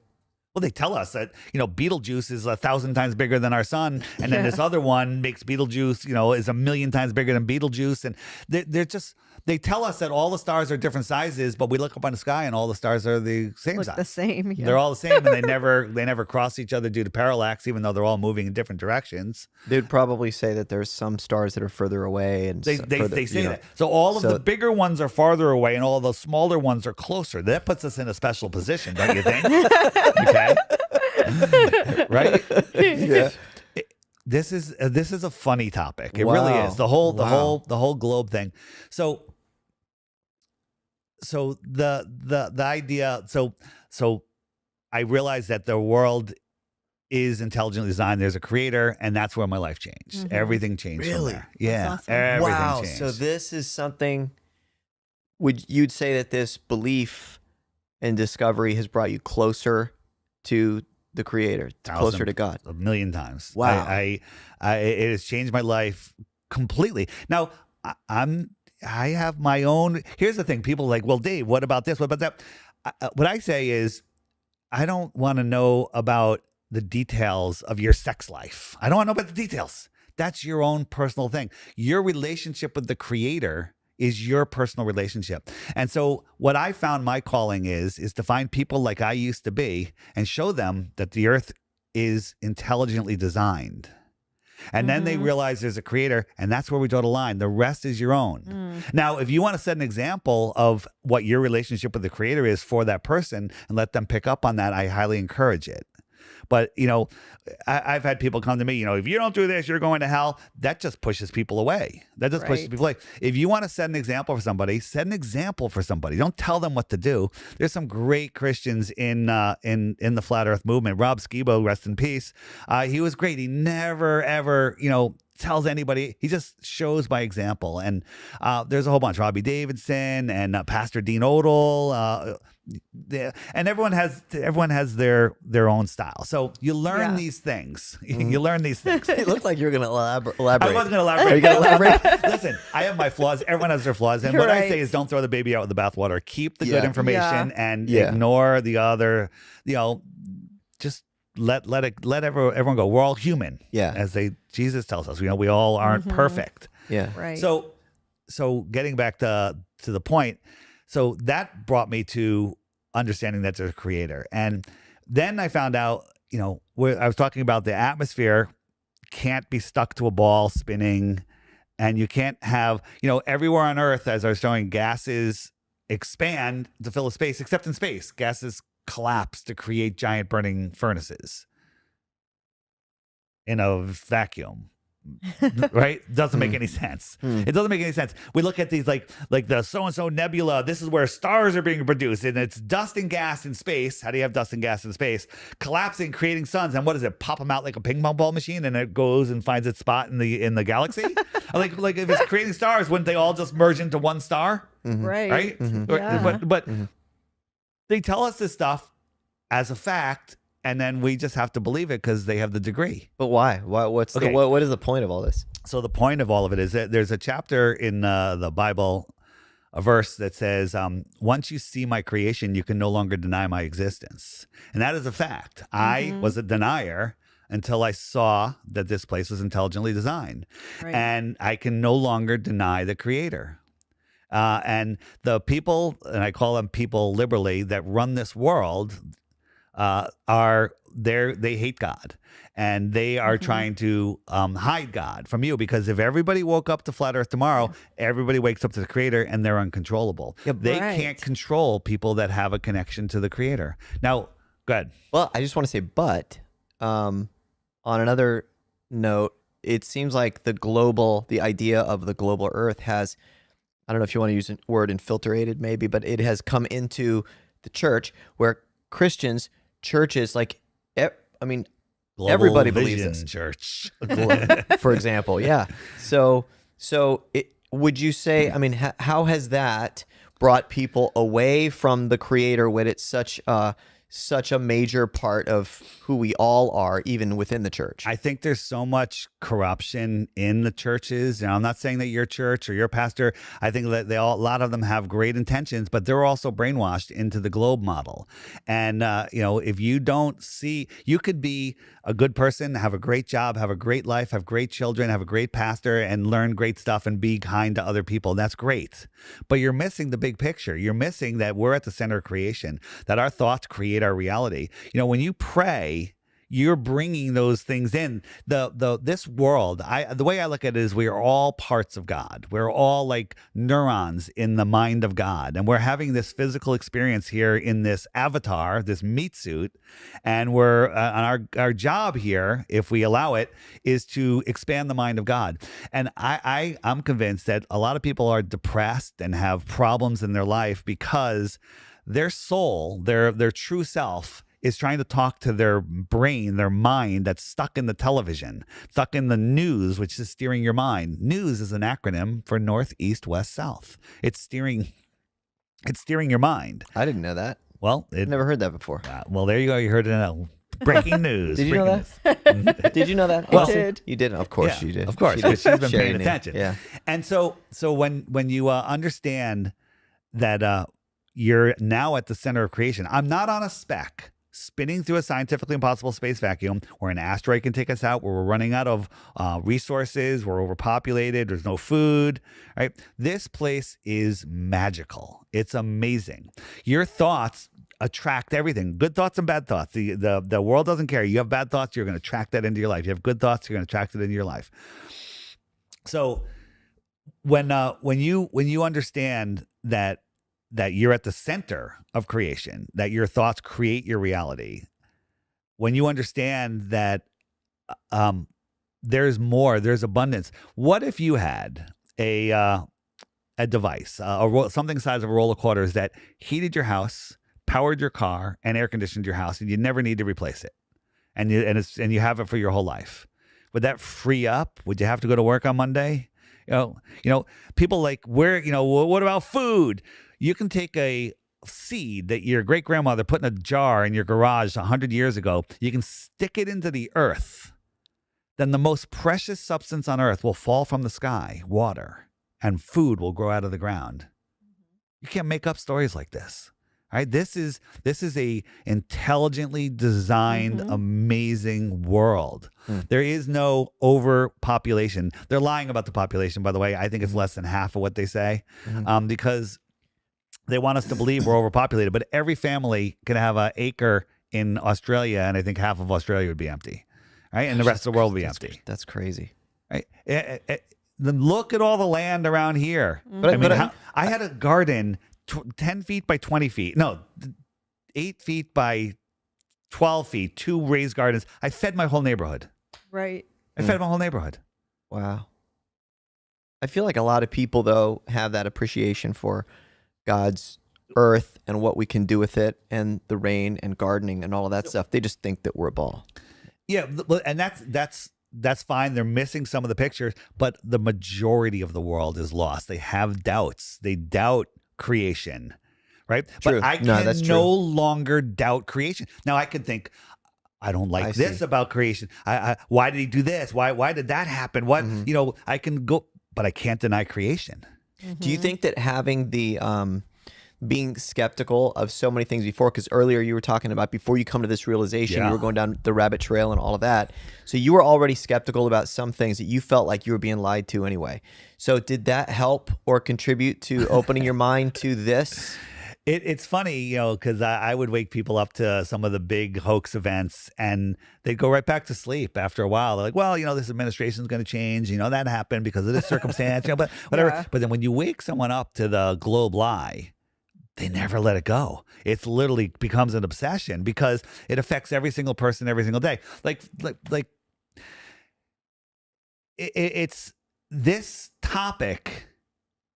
Every single person on earth is interested in it, whether they know it or not. A lot of people are so blinded, and getting back to the I was talking about the depression. So your soul is trying to talk to your mind, and your mind's listening. Your soul is where the depression comes from. And you're like, I can't take it anymore. This person's so lost, and you get depressed, and then they get into drugs or whatever. All this thing. And I've seen the Flat Earth Awakening take people out of drug addiction, out of depression. I've seen it lift them up. I was a happy guy before. I was doing really well. I went to college. I worked in corporate America. I created my own position in this corporation. I took my division to the top of the corporation. I left there, started my own company. Right? They don't teach you how to do that in school. They want you just working for the corporations. And I was making more money. I made a vision board after years and years and years of denying vision boards. I made a vision board and I wrote all these things that I wanted on it. And one of the last things I wrote is I want to be the CEO of my own company. And I giggled because I didn't even know what a CEO did. Okay. And then 5 years later, I found myself in my office settling the books for the month. And I'm like, wait a minute, I'm the CEO of my own company. And so I had everything. I had the alleged American dream, and I was pretty happy. I like good kids, and it just life was really great. And I was looking into these deceptions of the world, and I decided to walk away from it all because it was conflicting with my business. Truth seeking is frowned upon these days sometimes. And so I walked away from it all. And I have to tell you that, I couldn't have done this by myself. Somebody's got my back. And I'm waking up lots of people along with all of the other great people. I make lots of content, but 90+% of the content is other people's content that I'm just packaging and talking about. And we collaborate, and it's not about me at all. This is literally about saving ourselves. If we're playing on their ball field, on their monopoly board with their monopoly money, in their fake world, we have to follow their fake rules. Right. But if we go back to nature, to God's world, we're divine. We have natural rights. And we all have that. And they can't take that from us, but they can trick us into giving it away.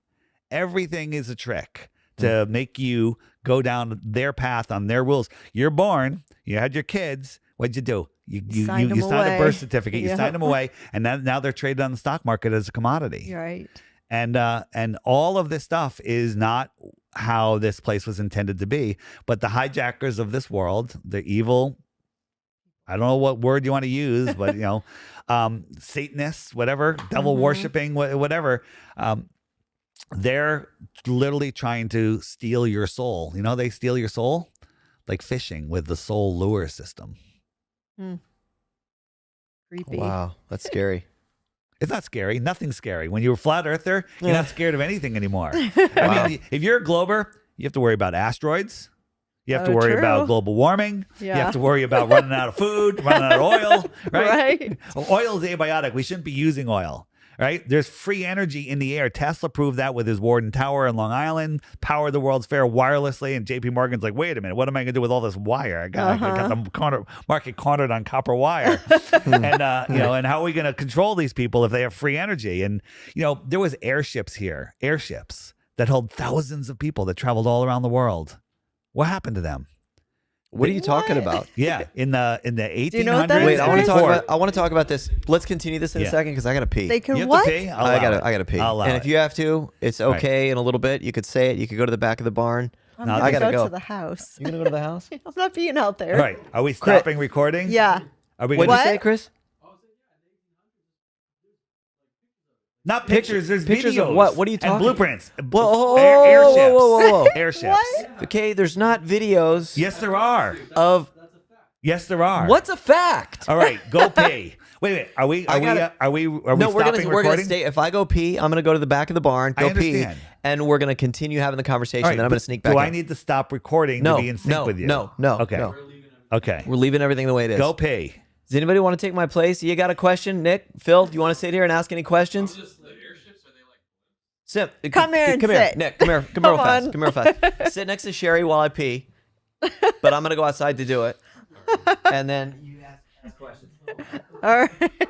Tell us So about this is the airships. first time I heard about the airships too. Yeah. So are they like blimps? What is a blimp? Everyone thinks of the Goodyear blimp, and everyone Right. thinks of the Hindenburg, which is a psyop, right? The Hindenburg, they used it to demonize hydrogen. So now we have to use helium. But guess who controls all the helium in the world? NASA. Right? NASA, why are they using all that helium? What are they doing? Are they floating ships up into the sky and making them look like rockets? Whatever you do on my app, don't hit the rocket balloons button and watch those videos. Don't do it. Don't do it. But there's actual video and diagrams and trips and narration of ships that hold thousands of people that traveled around the world, carried cargo all over the place. They were filling the skies. They used to dock to the Empire State Building and other towers, the Eiffel Tower, and they docked to ships. Ships could have a tower on them. And they were everywhere, and they've hidden that from us. They had, But why? Why would they hide them? because if you had a ship that can float, that doesn't need to be refueled, because they had some people think that they had what's called a radium engines. They used radium, not plutonium, radium. And you know what the exhaust of a radium engine is? Helium. So it's self-fulfilling. Right? And so they use these things. Wow. And so if we had these ships, Okay. we can go explore the North and the South, where Right. we're not allowed to go physically or virtually. Go on Right. Google Earth, on the Yeah. web version of Google Earth, and draw an outline around South America. It'll tell you how many square miles, around America, around New Zealand, around everywhere. Then try to do it around the North Pole or around the Antarctica, and it flips out. It won't let you measure it because you can't, because it's wrong, and they don't want you to know. So going back to the airships, Go. you can find pictures of it on the You can internet? find video and pictures on my app. Really? Yeah, on my app. If you go to the homeschool button. Okay, so then your friend who's 102, Yeah. then her parents would have been aware of this. Well, that's a great question. Right? I asked her about the airships, and she said she thought she remembered seeing them as a little girl, but she didn't remember. The whole idea of what this world was in the 1800s, the whole Wild West, is not true. It's all a lie. Right. All these buildings and Oh, cities yeah. that were founded. What does founded mean? Does it mean builded or founded? Found. They were found. They were here. They were here before. And then there was a mud flood. Yeah, and there was a mud flood, and and it gets into giants and all sorts of stuff. Right. On my app, if you go, there's a couple buttons. One of them is My Lunch Break, and the other one is I'm the Improbable Dreamer. Watch those videos and get ready. Get ready to go. Every single thing they teach us about biology, geology, and history is a lie. It's all a lie. The lie is so big that you want to throw your hands up and go, I can't believe any of this. And you want to go back to your little, shortened life, right? Remember Truman in the Truman Show? Yeah. What's He's one of my like, favorite I want to movies? be an explorer. And what did the teacher say? Sorry, Truman. Everything's been discovered. Everything's been discovered, right? And that's what they did. They literally they took us and they put us in a. So if we had this capability back then, why isn't somebody doing it now? Because we can't use hydrogen because it's too scary, and there's never enough helium except for party balloons and a couple Goodyear blimps. So a random person. How are you going to do it? Well, they actually are. There are companies doing cargo. Airlift companies that are starting, and I don't know, but they're probably controlled by NASA. But you will not be able to go south and see Antarctica. I missed something they'll while shoot I was you gone. down. So what did I miss? What are you talking about? What technology? We're talking airships. Airships. Airships. Okay. They're run by helium. Is that what you're saying? Well, helium. I was outside. Yeah, helium. Okay. What are you doing outside? Never mind. So. Brian needs to build a bathroom in here. That's so ridiculous. I know. I'm gonna have to work on that. I'll talk to Brian and see. We'll get a bathroom put in over here. So usually it's a bunch of guys here. So just one thing they did: they took the flat Earth and they wrapped it around a globe, and that's a prison for your mind. They literally took it, and that white area is just the outline of our shoreline, and they tell you you're not allowed to go here. That's off limits because we have to protect the penguins and the ice. Okay, so if Antarctica goes all the way around, and only one part is protected, why can't you go to the other parts? What do you mean? One part's protected. The whole thing's go protected. Back to that thing. So if you go to 60 degrees south, which is out here, you're not allowed to go beyond it. There's 8 different military bases that will stop you from going there. Now, so can you give me that, babe? That globe. You want the globe? Yeah. Oh boy. Here we go. Here we go. Look at this globe. It's so big. Okay. So if Antarctica is here, right? And that's where we can't explore. Yeah, that's where you can't explore. So, but you're saying this is flattened down, and Antarctica goes around like this. So imagine this: large bodies of water at rest lie flat. And so why can't I explore this part of Antarctica? I'll tell you why. That part. I'm going of to show this you why. part of that part. So water needs containment. A pond needs a shoreline that's higher than the water. The oceans need a shoreline that's higher than the oceans, and that's Antarctica. Antarctica is the highest land on Earth. Right. So if I took this area here and just cut out like 1,000 miles outside and wrapped it around a globe, all of that white gets pushed down and creates that fake continent. Gotcha. Okay. Right? It creates that fake continent. Okay, so if somebody on that map decided to go this direction, they would be stopped, or that direction, or north, any of those directions. This is a map that was found in a Buddhist temple from 10 centuries ago, and it shows us all of these other continents out here. Not saying it's real. I'm saying we want the right to go explore beyond. Right. I mean, isn't that what Bird found or saw? Well, Bird said he found land. Bird said he went across from Little America, which is a spot in Antarctica. I thought he said Middle America, and across the South Pole, and he found land bigger than the United States that would put us here. That would put you over near Australia and Africa. Don't you think they'd find something the size of the United States that was over there? But right here, it would be right over there. But not really. It's out in the outer lands. What if the world looked like this? What if the world looked like this? So here we are. Here's South America, Australia, and this is Antarctica. Okay. What if there was more land out here? What if there was another sun out here that circled around? Well, I think there's only one sun because God only created one sun and one moon. But depending on where you are, we all see the sun in a position relative to our own. So if there's a dome over this whole thing, if you're out here, you're going to see a sun out there. And I have a bunch of videos showing how we all see the sun in our own. It actually makes perfect sense. The sun is within the firmament, but we're seeing a projected point. So out here, that would be extra land. If somebody lived out here on the extra territory, what might you call them? An alien or an ET. An extraterrestrial from the extra terra. Right. And where are they coming from? Outer space, the outer space, the outer space beyond Antarctica. The outer space. Right. That nobody's allowed to go to. Yes. Okay. I just saw a picture. Chris was just showing me a picture Okay, you can put this away if you'd like. Okay. Okay. Hang on. So Chris just showed me a picture of the Earth from the outer space. The globe? Above the globe, right? Okay, so how come, but it's nonetheless, it's a picture. A picture is a picture. It might be fisheye, might be showing whatever, but it still is a picture. Why from those pictures can't you see the Antarctica wall? Where's the ice wall? From the globe picture? Yeah. Because it's a Wait, globe. what's your question? Oh, that was a random person who launched a space balloon. Because the camera got a picture from the outside. Close enough. You can't see forever.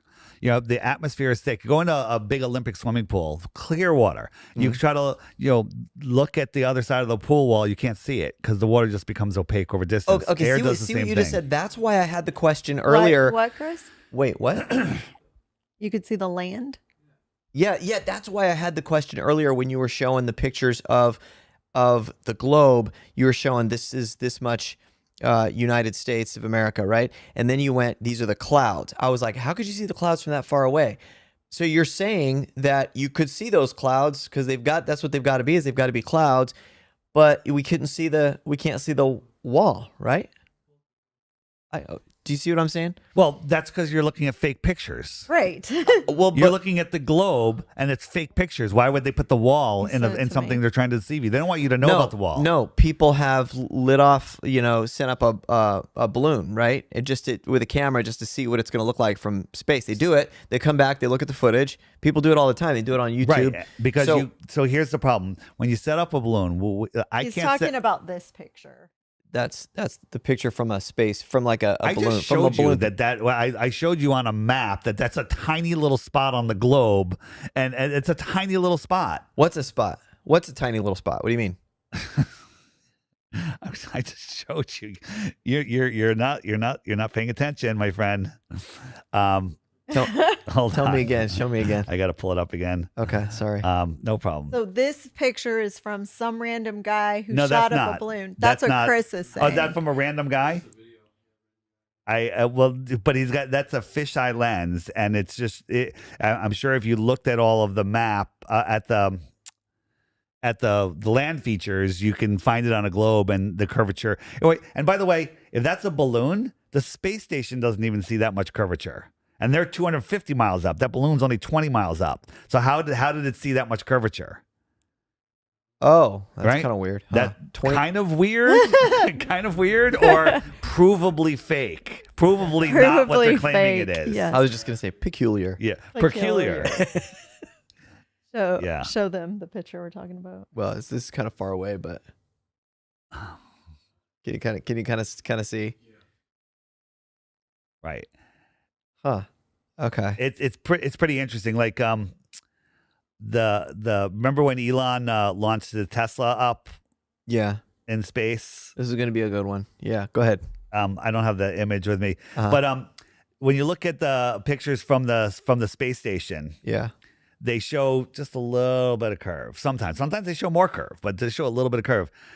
The Tesla got a full shot of the Earth, full circle.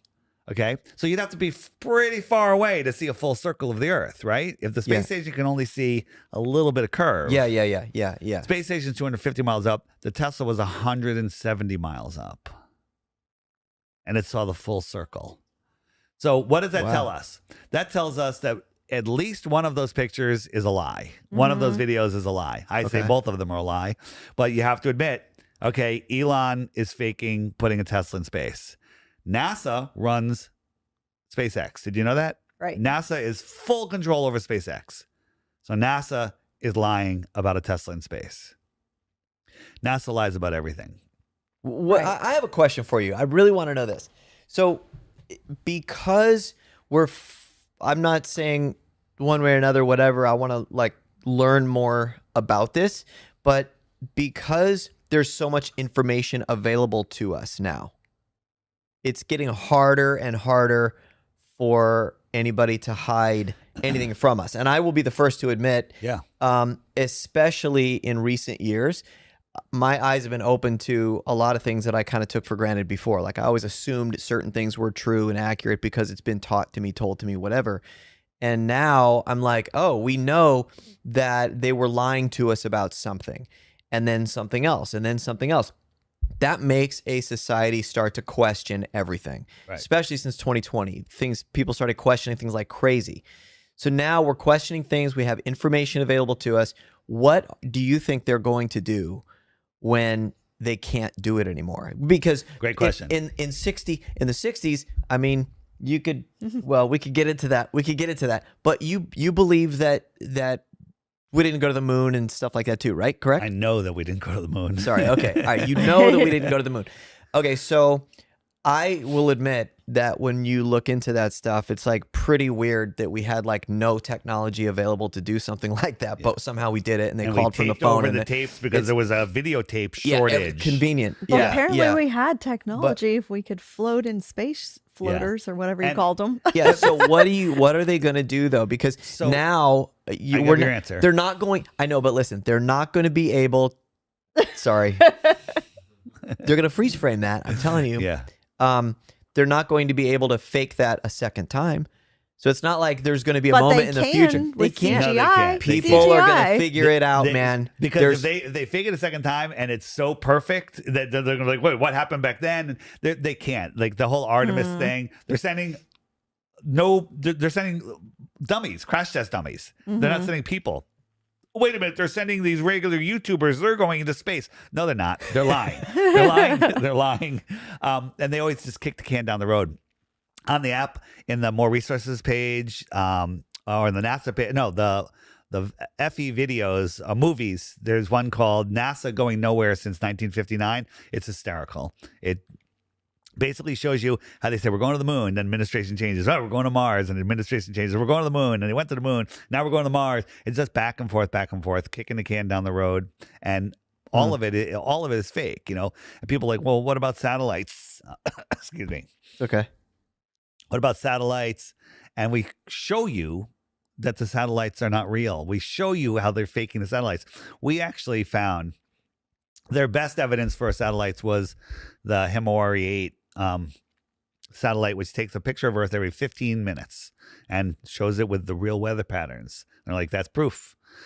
We got NASA, somebody slipped us a backdoor link to a NASA FTP server that had thousands of folders by dates and images, and we went through all the folders, and it showed they had the blue marble blank CGI ball.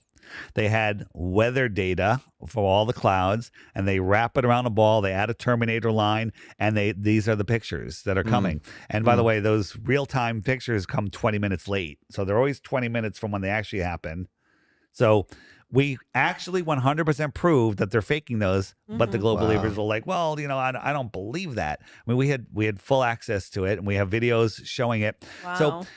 if you catch NASA faking one thing, they're faking everything. If you catch Right. them on the space station hanging from wires, using CGI, augmented reality, faking stuff, green screens, using zero-G planes, they're faking everything.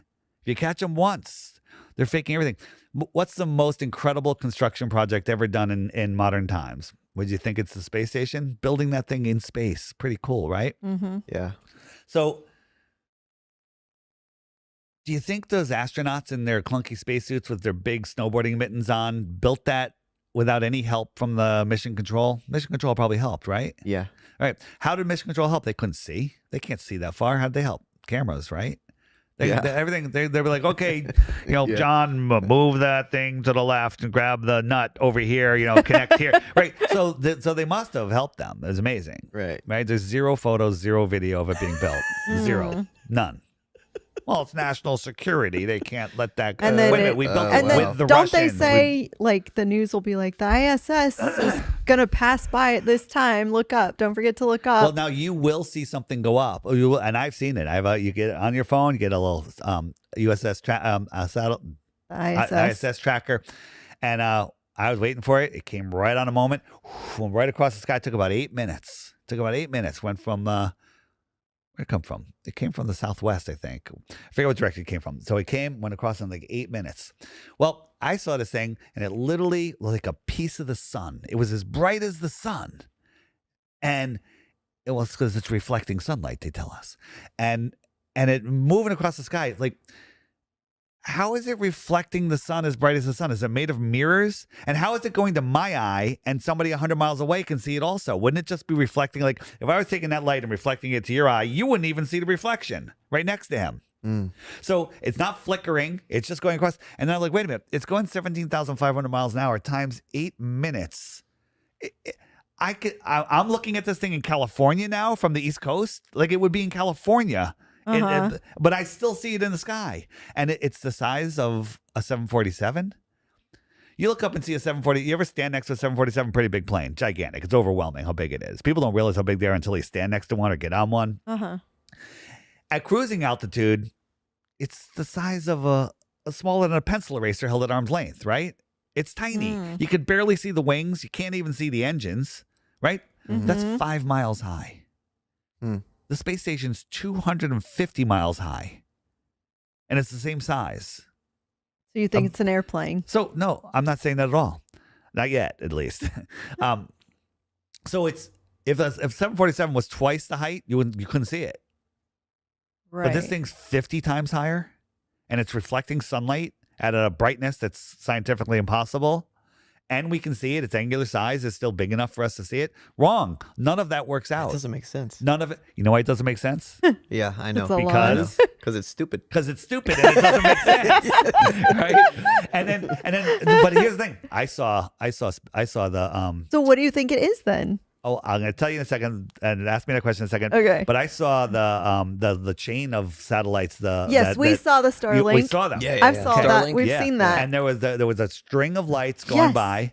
So And we're like, what is that? So when you look up at a 747 at cruising altitude, can you see the engines? No. Not really. No. Okay. And the engines are gigantic, right? The size of a Starlink is about the size of a small, kid's desk, each Starlink. You could probably fit 50 of them inside of an engine, right? Inside of so the Starlinks are that tiny, and they're 100 times farther away than the 747 is. And you think you could see them? Wait, they weren't far away when we were looking at them. Yes, they were. That's what he. In reality, what you were looking at was very close. Yeah. But they're telling us that they're 300 miles in the sky. Oh, I didn't know that. That, of course, because your common sense tells you that they're close. Yeah. Now, I encourage anybody, if you're out and you see the Starlink coming, tell everyone to shut up, don't say anything, and listen. And you're going to hear jet fighters in front of them and jet fighters Really? behind them, securing that area of the sky so no rogue plane or drone or anything can go into that area. It's literally following them. And now, what is it? Is it some sort of craft dragging some lights behind it? That's one theory. Another one is that it's actually a giant airship with lights on the bottom. And the whole airship is using video cloaking technology where basically it's just invisible because it displaces the light. You see those cloaking sheets a guy holds in front of him and you can see behind him. And because we have some video of it going by, and as you watch it go by, some of the stars that are next to it disappear as it's going by, like something's blocking it. Again, we don't know what it is, but we know what it's not. It's not a school desk 300 miles away that's reflecting sunlight. Right. It's not. It's stupid. That means Elon Musk is lying and he's not our savior. Well, I never thought that in the first place. Well, he did wear a nice Halloween costume last year. Did you like it? I forgot what it was. It was Baphomet. Oh, he was yeah. literally Baphomet. That's right. Yeah. Chris, do you have a? Oh yeah, look at your phone because Chris is over there sending you messages and stuff. Okay. My phone's dead. Okay. Hold on a second. You were going to ask me another question a minute ago. Oh yeah, I just want to know what you think the ISS that floats by is. So I had a NASA whistleblower contact me on email, and I'm like very skeptical. I'm like, this is probably just a troll. And we had a very long back and forth discourse on emails over a month. And I was asking all sorts of questions. He gave me all sorts of answers. He goes, I'll answer what I can. He goes, but I'm in the middle of fleeing the country right now. And or that was like halfway through our discourse. He's like, I don't know how available I'm going to be. I'm leaving the country, right? It sounded kind of a little sketchy. And he said that the ISS there's 5 of them. They're modified B-2 bombers that have some transparent parts made out of transparent fabric. I'm like, wait, how do you have transparent? He goes, well, there's metal bones to it, but they're so thin you can't see them. So there's transparent parts, and then it has an array of LED lights that are the same color as the sun. And there's 5 of them. 2 of them are based in Alaska. Another one was in Russia. I forget where it was, and the other 2 were somewhere else. And they take turns. Now, there's times where you're tracking the ISS, and it says, "Well, you're gonna see ISS here," and then it disappears. They turned off the lights. They're going to get fuel, change crew. I don't know what they're doing, but they just do it, and they follow this course. You're like, wow, that's a lot of work just to fake the globe. It is. It's a lot of work, but if you're hiding God, it's worth it. If that's your goal, and people will use it, but then if people say, well, what about it when it transits the sun? Because they can tell you where you can be to watch when the ISS at nighttime will transit the moon, or during the day transit the sun, and you can film it, and it literally goes by. It goes by, but if you film it when they tell you, you'll actually see it. And the thing is, we've done an analysis on the pixels. You wouldn't be able to see it. Again, that's another parlor trick. I don't believe that's just a plane going there. I'm not sure what that is. But again, we can falsify it. We can prove that it's not what they say. And falsification is independent of replacement. Okay. You're looking a little uncomfortable, Jack.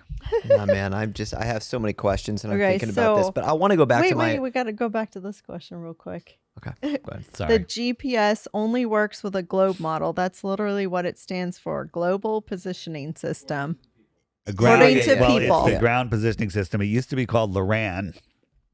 When I was a kid, we navigated on our boats using LORAN, which is basically towers in specific positions that would create grids, and then it would tell you where you are just with numbers. It's like, okay, 87592 and 4682, and I find where they intersect, and that's exactly where I was. And I put it on a marine map, and there I am. And it worked perfectly. And then all of a sudden, satellites became here, and all they did was put a graphic overlay over that, wrapped it around a ball, and said, this is where you are. This is the coordinate system. Let me ask you a question. Why do we have a 2-dimensional coordinate system, latitude and longitude, X and Y? Why isn't there a Z-axis when we're on a 3-dimensional sphere?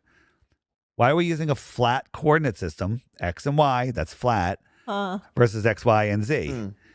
So getting back to GPS. True. GPS, it's getting better, by the way. Doesn't work in the middle of unpopulated areas, in the middle of the Southern Ocean, in between California and Hawaii, in the middle of the Amazon. It doesn't work. It doesn't work in the Southern Oceans. Why is that? Because there's no towers there. Now, are they doing other things with GPS? Are some of the balloon satellites working with them? Some of the AWACS planes, maybe, possibly. Do they even have the ability to poke things into the firmament and make them float up there? That also might be another option. But GPS is clearly only using towers. Now, people say, well, what about satellite phones? And I've figured out how that works. A satellite phone, your cell phone can only reach a tower X number of miles away. Is it 5 miles? Is it less? Whatever. Even in the middle of nowhere, your phone's not going to work. But a satellite phone works. Well, that's a much powerful, different spectrum, and it could broadcast much farther. But let's say you're in the middle of nowhere on Gilligan's Island. You're nowhere. Your satellite phone works. You know how it works? How? It's connecting to airplanes. Connecting to commercial airplanes that have the power generator, the receiver, the transmitter, the maintenance that they need to every time they land. Really? And so if you can't reach a tower, you reach the closest airplane. That airplane can reach a tower. Right. Or if it can't, it reaches another airplane. It's a mesh network. It's like cell towers. It's going boom, boom, boom. Once you're connected to a tower, you can talk to anyone anywhere in the world because of the undersea cables that have been here before we got here. And many of them have. And that's how the communications work. People just want to believe in a fantasy. We're spinning at 1,000 miles an hour. That's nothing. It's faster than the speed of sound. We're orbiting at 66,600 miles an hour. Funny number. We're chasing the sun at 500,000 miles an hour, rounding off. And the entire galaxy is moving sideways at 2.2 million miles per hour. But somehow we can put a satellite in space that will mirror the spinning of the Earth and stay over the same part of the Earth the whole time while we're corkscrewing through space. It doesn't make sense. Thank you. You know why it doesn't make sense? Because it's stupid. Because it's stupid. 'Cause it's It doesn't make sense. stupid. This is what we're doing. We're corkscrewing through space in ridiculous speeds. And where are we going? We're going nowhere where we were before. We're never to return to the same place. But we always see the same we stars a always year see later. the same stars. Exactly. Let's talk about that for So a second. then, what is the Earth? Is it traveling through space and then just makes a circle and comes back? No, it doesn't come back. It goes, but they say that the stars are so far away that there's no parallax. Even though we're traveling 4.4 billion miles a year, decade after decade, century after century, the stars never change. That's a cool story, bro. So, and the North Star stays where it is. We're like, wait a minute. They say, but the Earth is wobbling. So we're going to 2,000 years, we're going to have a different North Star. Well, you say, well, we're looking at the Great Pyramid of the Great Pyramid of Giza. Mm-hmm. There's a shaft that points right to Polaris today. You can go look at it if they let you go look at it. And the globalists will say, well, it used to point towards Thuban. That was the North Star 2,000 years ago, whatever the time frame was. And now it's pointing towards Polaris. I said, so in all of the time that we're wobbling through no North Star, we just happen to live in the time where we're pointing towards another star. That's our North Star. Mm-hmm. And then, when we die, it's going to drift away. Well, they say that the wobbling is 1 degree every 76 years, right? 1 degree every 76 years. So, do you guys know about the Georgia Guidestones? I do. So the Georgia Guidestones destroyed them. Besides having the New World Order, population, everything, the 10 Commandments on there, whatever, that they're wishing for, the center stone had a thin little hole, and you look through it, and there's Polaris. Mm-hmm. Polaris is there. Right. It was built in 1981. Mm-hmm. Well, if the Earth is wobbling, which is what they tell us, 1 degree every 76 years, it was up for over 40 years. That's a half a degree. A half a degree is 1.5 moon widths. That star would have been out of that hole. Right. So we started pointing that out, and it started going viral. And then a terrorist blew up one of the stones, and within hours, a bulldozer was there and took away all the evidence. Mm-hmm. And no investigation has ever been done. Who's we when you say we've been pointing this out? We pointed this out. Me, other flat earthers. We were pointing out, we went there and we looked through and we did a time lapse and we showed that Polaris was right through that hole. If the Earth is wobbling, then that's impossible after 40 years. But it was still there. So they blew it up. And now there's no proof that it ever did that, and people will forget about it, just like Building 7. Mm-hmm. Wow. Right. Wow. Okay. I want to know about antipodes and Antipodes. the earthquake, all that kind of thing. Like, because I follow Dutch Can I- Sense, and he uses the I globe. think he has a question. I Yeah, think he's going to cry if we yeah, don't you get know- to his question. I want to hear. I want to hear Okay. I want to hear what you're saying, but I keep going back to the Antarctica thing because I wanted to Okay. point something out that I know of, that I heard about. People, I think, have explored Antarctica, right? I think they have gone there. Mr. Beast made a video about it. Or He went something. there, and the scientists that were supposed to go there got COVID, so he couldn't go explore. So he just went to the shoreline, and that's it. So that's what I keep hearing from a lot of people, that they made arrangements to go. There was they did everything they were supposed to do, and then they weren't able to actually do it. Is there something? Is there video? Is there something There's nothing. where somebody went there? No. You just have Admiral Byrd's word of what he discovered, but then he died after he told everybody what he saw. Yeah, died. He died 6 months later after he told everybody, there's more resources, more land, everything. Yeah, I remember hearing about that. And my Wi-Fi isn't working so great, but that's okay. So picture our world pond. The shoreline all around the world is Antarctica. Mm-hmm. And there's a whole bunch of bases in different areas. Mm-hmm. So some people say they go to Antarctica and then they go back out. They just literally go there and go back out, and they say they crossed Antarctica. Nobody goes from Santiago, South America, and shows up in Australia. It's never been done.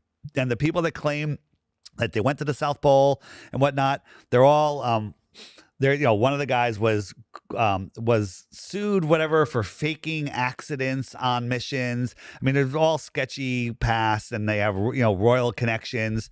But one we were very excited about a bunch of years ago was a guy, they called it Spider Tracks, and he was going to do the first south-north exploration of Antarctica, where of the world. He was going to circumnavigate south. We're like, okay, this is good, and we can actually track him online. So. So we tracked him. He went from up north, Alaska, and down to America and South America. And then he went to some islands, and then he went to the South Pole. And then he turned around because the weather was too bad. And he came back up to Brazil and back up to the north. And we're like, well, didn't do it because the earth is flat. And Guinness Book gave him the world record for southern circumnavigation. He literally went to the end of the street, turned around, and came back and said, my street's a sphere. That's crazy. Yeah. Wow. Yeah. If the earth was a globe, they wouldn't need to straw man us and lie.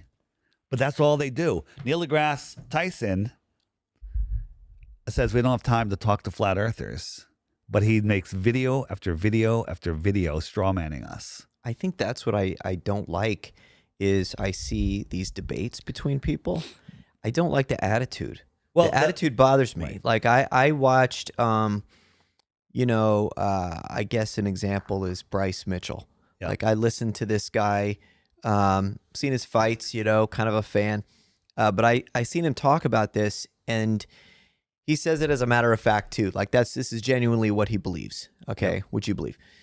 And then I watched some video of Joe Rogan, and Joe was just like, I don't know, he just seemed condescending. He seemed not very nice about it. It was almost like you're being laughed at if you think a different way. And I don't know. It's insane to me. It's crazy to me. Like the video that you did an interview that I watched, and you did it with some Professor Dave. Yeah. So let's talk about that. Yeah, I just want to say but before we get at Antarctica, I gotta ask one thing about Antarctica. You gonna ask about those maxi pads or something like that? What? What did you say? What was it called? What? What was it called? What? I do want to ask about that, but Chris has this question about Antarctica. All right. So please remind me to talk about Professor Dave in a second. Okay. Don't let me forget. How people in Antarctica can see the sun for 24 hours a day, every day for 6 months straight. The sun never disappears. How does Flat Earth Model Sun account for that? It doesn't happen. That's a belief because it's a globe belief, but no one has ever filmed the sun. Crow's law of high definition says anything interesting that can be filmed in high def will be filmed in high def. There's 4 videos that are clearly fake, not because we're saying they're fake, because they're clearly faked. With fake suns, and people didn't believe it. Me, without any real good software, I made one, and I showed 2 suns circling Antarctica. I made it as like amazing. And I actually posted it because it was just a total joke, and people were like, "Oh my God, there's 2 suns." I'm like, "No, it's fake. It's fake." Whoa. And so I did it without $80 million a day. So the people living there that say they see the sun 24 hours no one straight. says they see the sun 24 hours. Now they can see daylight. Daylight and sunlight are 2 different things. What I mean is this: before the sun rises, you can see. Right. When the sun rises on the east side of your house, you can see the sun, but on the west side of your house, you can still read the newspaper. Not that you ever should. Right. So that's daylight.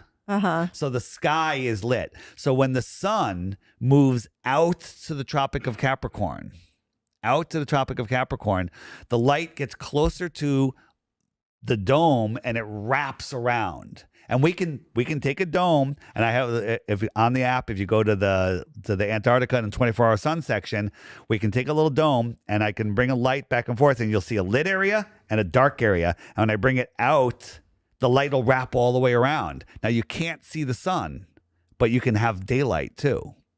But we talked that we've actually in December and January, there's all of these bases, and they have webcams. Now they'll never show us a webcam for 24 hours. We're trying to watch the 24-hour sun, and we'll watch a shadow goes around, and then it jumps around, and it jumps.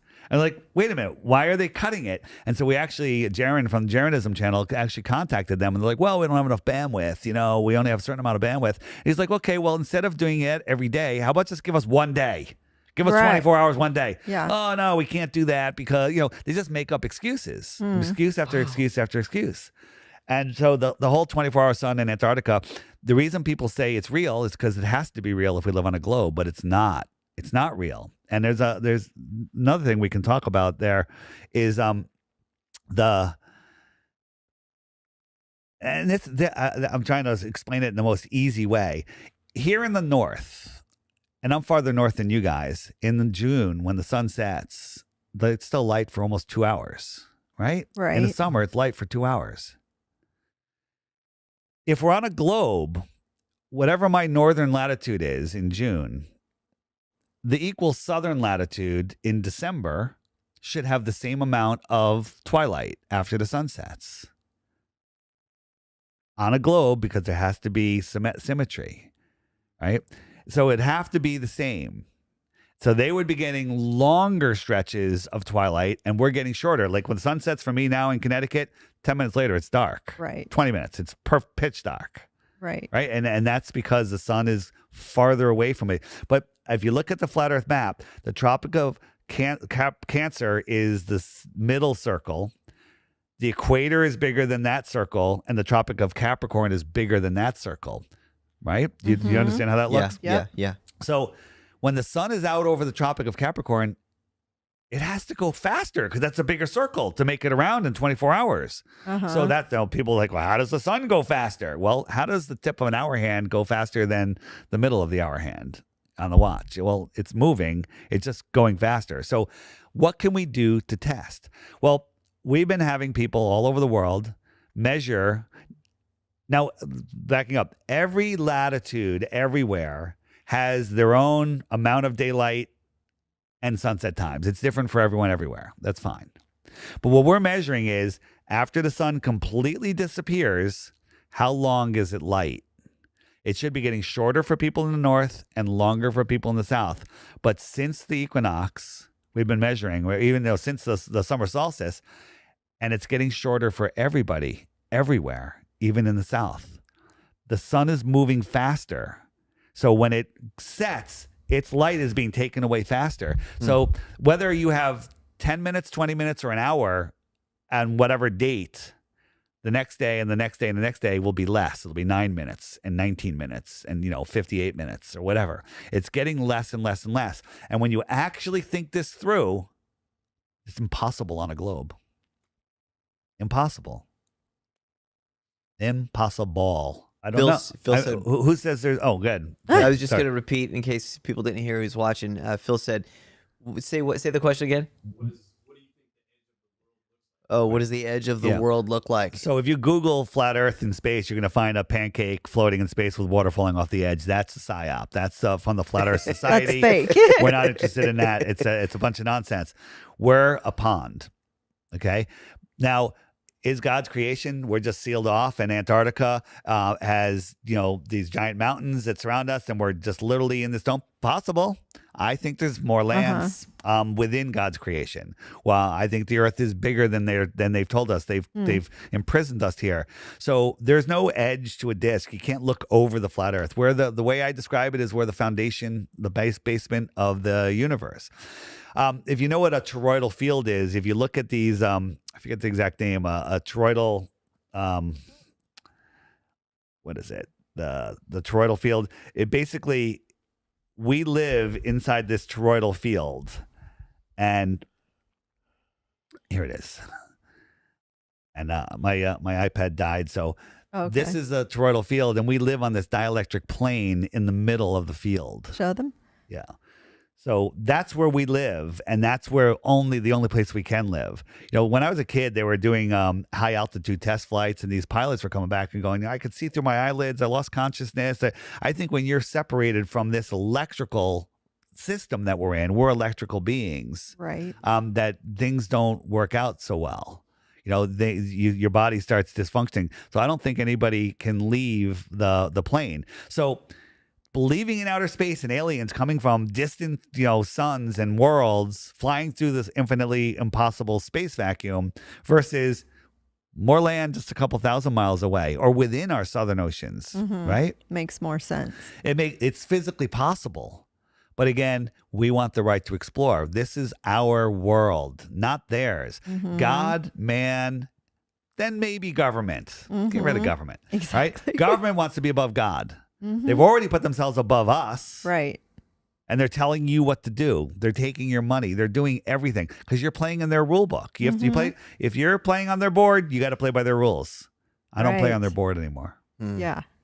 Exactly. Here's the thing. Do not believe that the earth is flat. You need to know it. You need to test it. You need to verify it. And the first thing you want to do is prove the globe. And when you try to do that, you can prove that the globe doesn't exist. Then we have something to talk about. Then we can go verify. And the whole why is it gets more in depth than what I was just saying, but the why is the best question. It is the way they control us. If you're an insignificant speck, in a possibly distant God or godless Big Bang universe, you've given away your divinity. You've given away your power. They don't want us to know that we're a collective mind. They want to keep the population down and scared and fear because once our minds come together, we become more powerful and too powerful for them. We don't need to take down the government. We need to ignore the government and create our own world, play on our own board, play I with like that. I would go along with that idea. Yeah. And so you asked earlier, and I never answered the question. When the whole world wakes up, finds out NASA's faking it, what are we going to do? What's going to happen because it's happening fast? Yeah. So the answer is they killed our president with, they killed Kennedy, and they disclosed that the CIA did it, right? Right. You guys saw that? Yes. Nobody cares. Exactly. Nobody cares. Right? Flat Earth is getting out. Maybe I'm part of it. I'm normalizing it. So eventually when it comes out, people are like, yeah, I knew it was flat the whole time. Right. Yeah, and it's not going to be a big deal. They're gonna, but by then you're gonna be living in your 15-minute city. You're gonna have your electric car that will drive you to the police station when you don't cooperate. Exactly. They're gonna be turning on your digital, taking off digital your currency. money. Yeah. You're gonna own nothing and be happy, and all of this stuff. You're gonna be eating bugs and the printed meat, and this is terrible. And so at that point, when you find out the Earth is flat, what are you gonna do about it? Yeah, nothing. Yeah. What are you gonna do about it? Now is the time to wake up. There are big podcasters that are afraid to come out. They've been talking, and they're coming out slowly. I don't know if you know who Stu Peters is, Peggy Hall, all the entire health freedom doctors. Right. They all know the Earth is flat. Right. All of them. Right. I'm speaking at Acapulco this year. In Acapulco at the biggest freedom conference. It's the 10th year, and so far I've identified out of all the speakers, there's 7 speakers that are full flat earthers. Okay, wow. so we're taking over. And the thing is, when you discover that your place in the universe is not random and haphazard and nothing, you literally, I've never been happier, and the world has never been as crazy as it is, right? I mean, I'm so thrilled to be alive at this time. It's amazing. Yeah. Now you got to talk about the antipodes. Yeah, we can talk about the antipodes. I just I want to make sure you knew how much I hated Professor Dave. I could not stand watching that video. I didn't like it because I always hate it when people are condescending and treat you like an idiot. I don't care what position you hold. Whenever somebody does that, it loses all credibility to me. And what they got out of that, the big meme that they like using is Dave Weiss says that spectroscopy needs to be in a container. Well, spectroscopy is the measuring, figuring out what gases are hundreds of trillions of light years away. You're like what? No one's ever demonstrated spectroscopy. We have a challenge. Get a garbage can filled with whatever gas and put it at the end of the block, and get somebody with a spectroscopy instrument, and we'll open up the top and you tell us what gas comes out of there. I don't think it could be done. I think it's all a bunch of pseudoscience. But what I was actually saying in there, just to finish that point, is gas needs a container. So you need a container to do spectroscopy. You can't shoot through space to find gas in a space vacuum. Doesn't exist. It's stupid. Right. But with the firmament's a container, Professor though. Yeah, so real quick, Professor Dave isn't a professor. He's a failed musician. And he's not a professor. And he found his fame by strawmanning the top 10 reasons that flat earthers are wrong. And he's wrong. And every single one of them has been debunked. But that video, Google will serve it to you when you search for anything flat earth. It'll come right up. If you're looking for it, it's right there. And I was, it was supposed to be highly moderated, and we're supposed to have our turns to talk uninterrupted. And That within didn't 30 happen. seconds, it didn't happen. Yeah. But there's a great video, and it's on the app under the Debunking the Debunkers, where a guy that doesn't take either side, he just analyzes debates for logical fallacies and ad homs. And it's the funniest thing you've ever seen.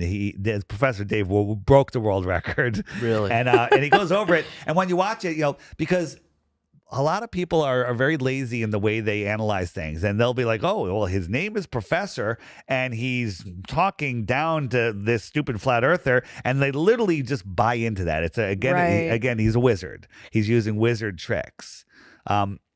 But he even admitted in a video, I was on a thing in YouTube, and I thought professor sounded pretty cool, so I call myself Professor Dave. That's literally why he's a professor, so one of my YouTube channels, my name is Professor Flat Earth Dave. That's great. All right, antipods. Go ahead. No what is this? antipodes. Antipodes. What are we talking about with antipodes? Okay, so I'll need my globe again. What? I'll need That's my her globe globe. again.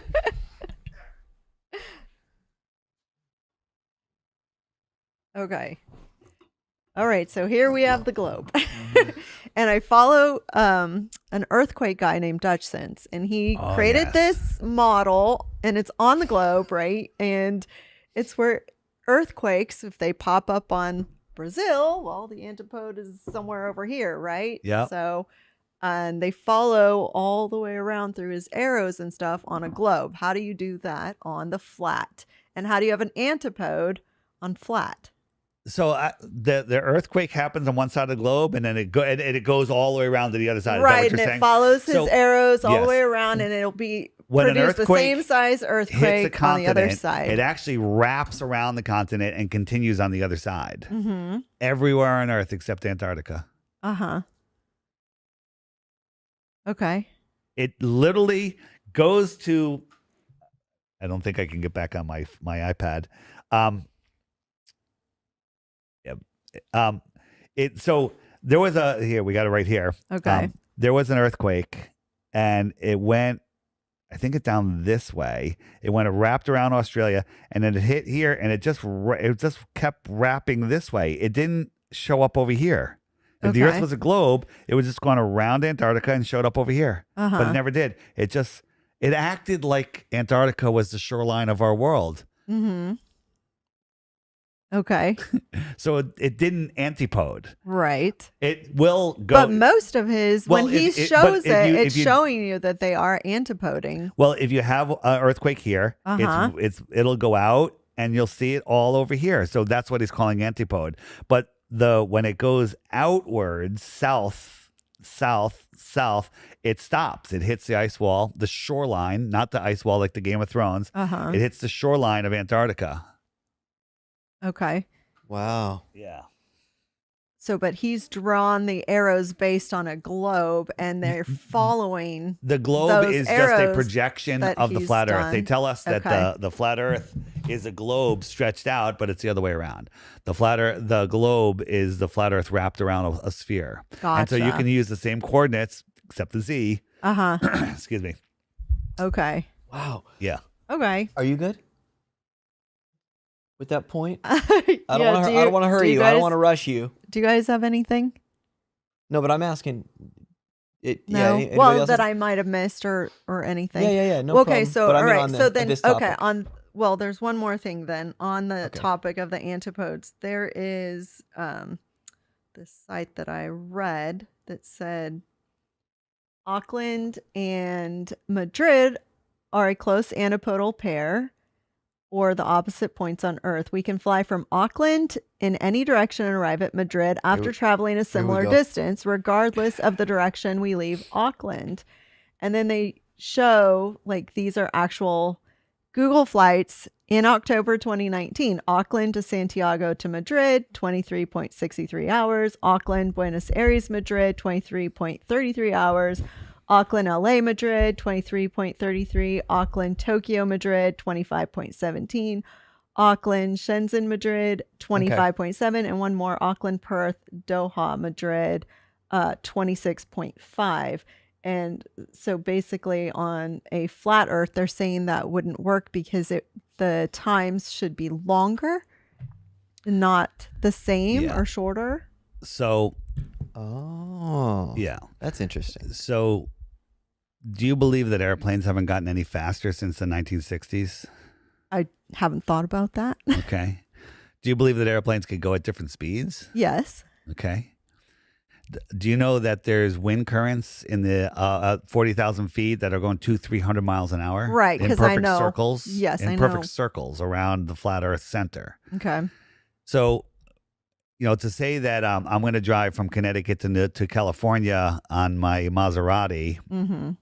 and my grandmother's going to take her Datsun from 1970, and she's only going to Salt Lake City, but I got there first. Uh-huh. Is it shorter to California?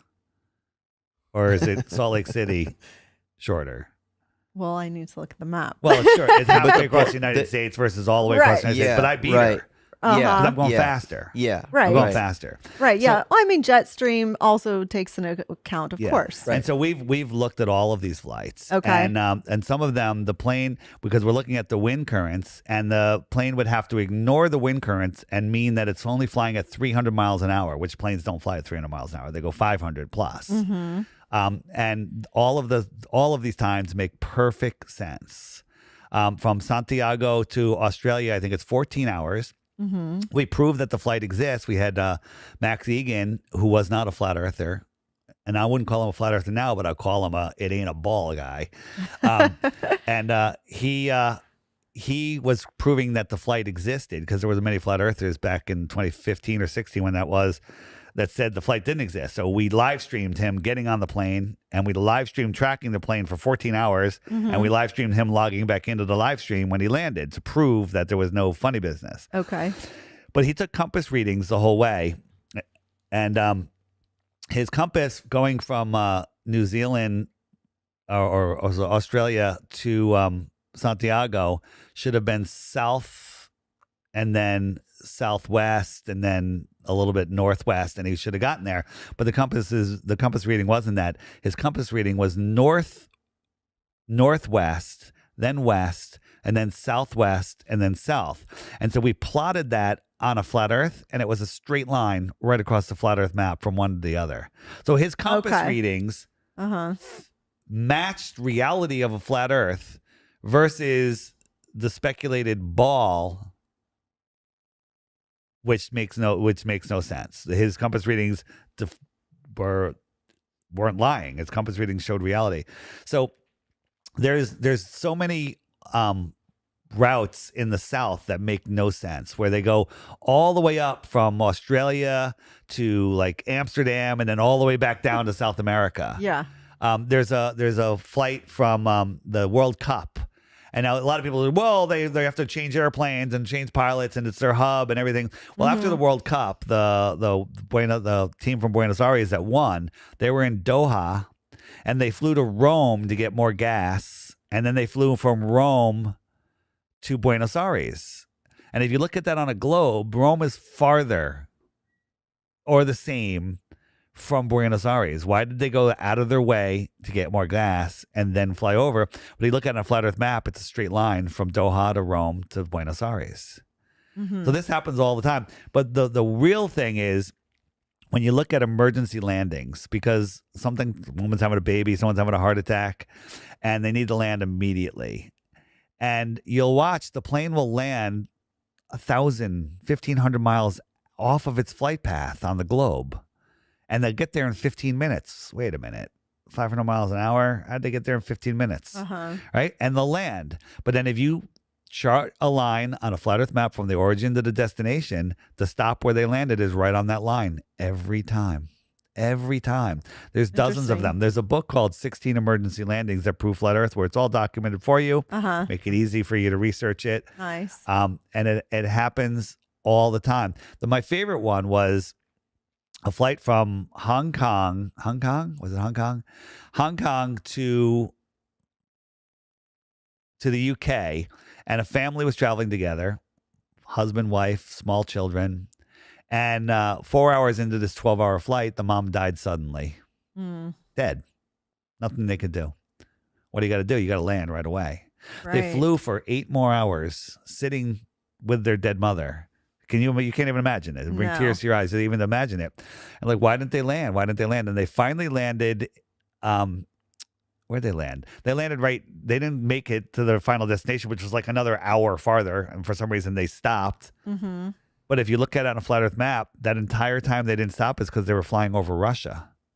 If you draw a straight Oh. line on a flat Earth map, and if they Right. landed in Russia, Russia would probably be very helpful, and that could spark world peace. Yep. And Huh. other people would be like, "Wait a minute, why were you flying over Russia?" And then somebody would point out, "Well, because the Earth is flat, they can't have that." Wow. Right. Yeah, Wow, that's I'm gonna have to That's give you fascinating. the images on that Okay. because my iPad died. Phil's got a question over there. Yes, sir, Phil. The equator is the line halfway between the center and between the outer area. The equator is where the sun circles over in September, and in September and in March, that's the equinox. And then in June, the sun will go all the way to the Tropic of Cancer, which is the inner circle. And here we go. I can show you this. So the red line is the equator in the center. And right now the sun is out over the Tropic of Capricorn. Slow it down. And so the sun moves in and out. Now, everything in between the two tropics, Can you guess see? what that area is called? Everything between the tropics, what would that area be called? The tropics. The tropics. Yes, very good. Right? And why is it warm in the tropics? Because the sun's closer Because to the it. sun's closer. And if you were living on the Interesting. equator, how many times a year does the sun travel directly over you, pass over you? Because it goes in 6 months and out 6 months. Wow. Okay. So how many times does it cross over you in a year? 2. Twice. How far does it get away from you? Not very far at all. But if you lived inside of the Tropic of Tropic of Cancer, how many times does the sun pass over you? Twice. 0. It comes towards you, gets close in Uh-huh. June, then it turns around and goes back. So Hmm. in Canada, it's not that warm for very long. Alaska, it's cold. Right. Connecticut gets pretty warm, gets pretty cold. Miami gets very hot. Sun goes right over Miami, Yeah. right? And then it moves back out, right? And out here, the Tropic of Capricorn, in December, the sun is close out there. It's far from us Mm-hmm. and it's cold just because the sun is farther away. So let's call everything in between the tropics the tropics. Let's call everything inside of the Tropic of Cancer. We'll call that the Arctic region because it's near the Arctic. And everything outside of the Tropic of Capricorn, we'll call that the Antarctic region. Good? Mm-hmm. So if you're in here, anywhere inside that circle, what is the sun doing? What is it doing? It's Moving. arcing around you. Would you agree with that? It's Mhm. arcing around you. And the sky is a perfect clock. So I might call it the Arctic. Mm. The Arctic. Right. Now, if Wow. I'm out here, is the sun arcing around me? No. It's coming towards me and it's going away. It's antarcing. Hmm. The Antarctic. So think about this. What is the finest timepiece that we know of? What is the thing that keeps the most accurate time? Is it a Swiss watch? What is it? Is it the atomic clock? Hmm. Do you know? What? The sun. I would say the sun. The sky clock is the most Yeah. accurate clock Yeah, because yeah, that's yeah, what yeah, all yeah. clocks It's are what's- set to.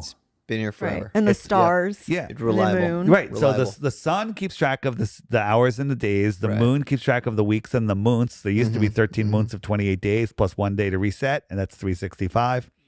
And the stars will lap the sun once a year. Hmm. So they keep track of the seasons and the years, and the sun will drift back through each zodiac and then reset every year. Every year. So we're in this gravitational beehive universe where the greatest supercomputers on Earth can't even resolve a 3-body problem. We have 3 gravitational objects, and they can't predict what it's going to do next because this one pulls on that one, and then it pulls on that one. You know, we're in this gravitational beehive, and somehow everything just works perfectly. That's you know what? You know why you can't figure it out? Stupid. 'Cause it's Stupid. So it's hard to get a lot of the information that people are going to want to get to learn some of this stuff. And I know you did. You got the app flatearthdave.com is where you go to get it. Correct? Flatearthdave.com. Okay, You can find everything. So and then you've got videos, not just that you've put out, but that other people have done that you've Right. endorsed and said these are good videos. You put them on there, right? Yep. So people can learn about the stuff that way. I'm more. Go ahead. There's books. There's a homeschool section. There's Okay. There's endless stuff. Okay, I'm more of a. I know it sounds like I'm closing, but I'm not. I'm more of a. I'm a very biblical guy. I care very, very deeply about what the Bible says about things. That's where I'm at.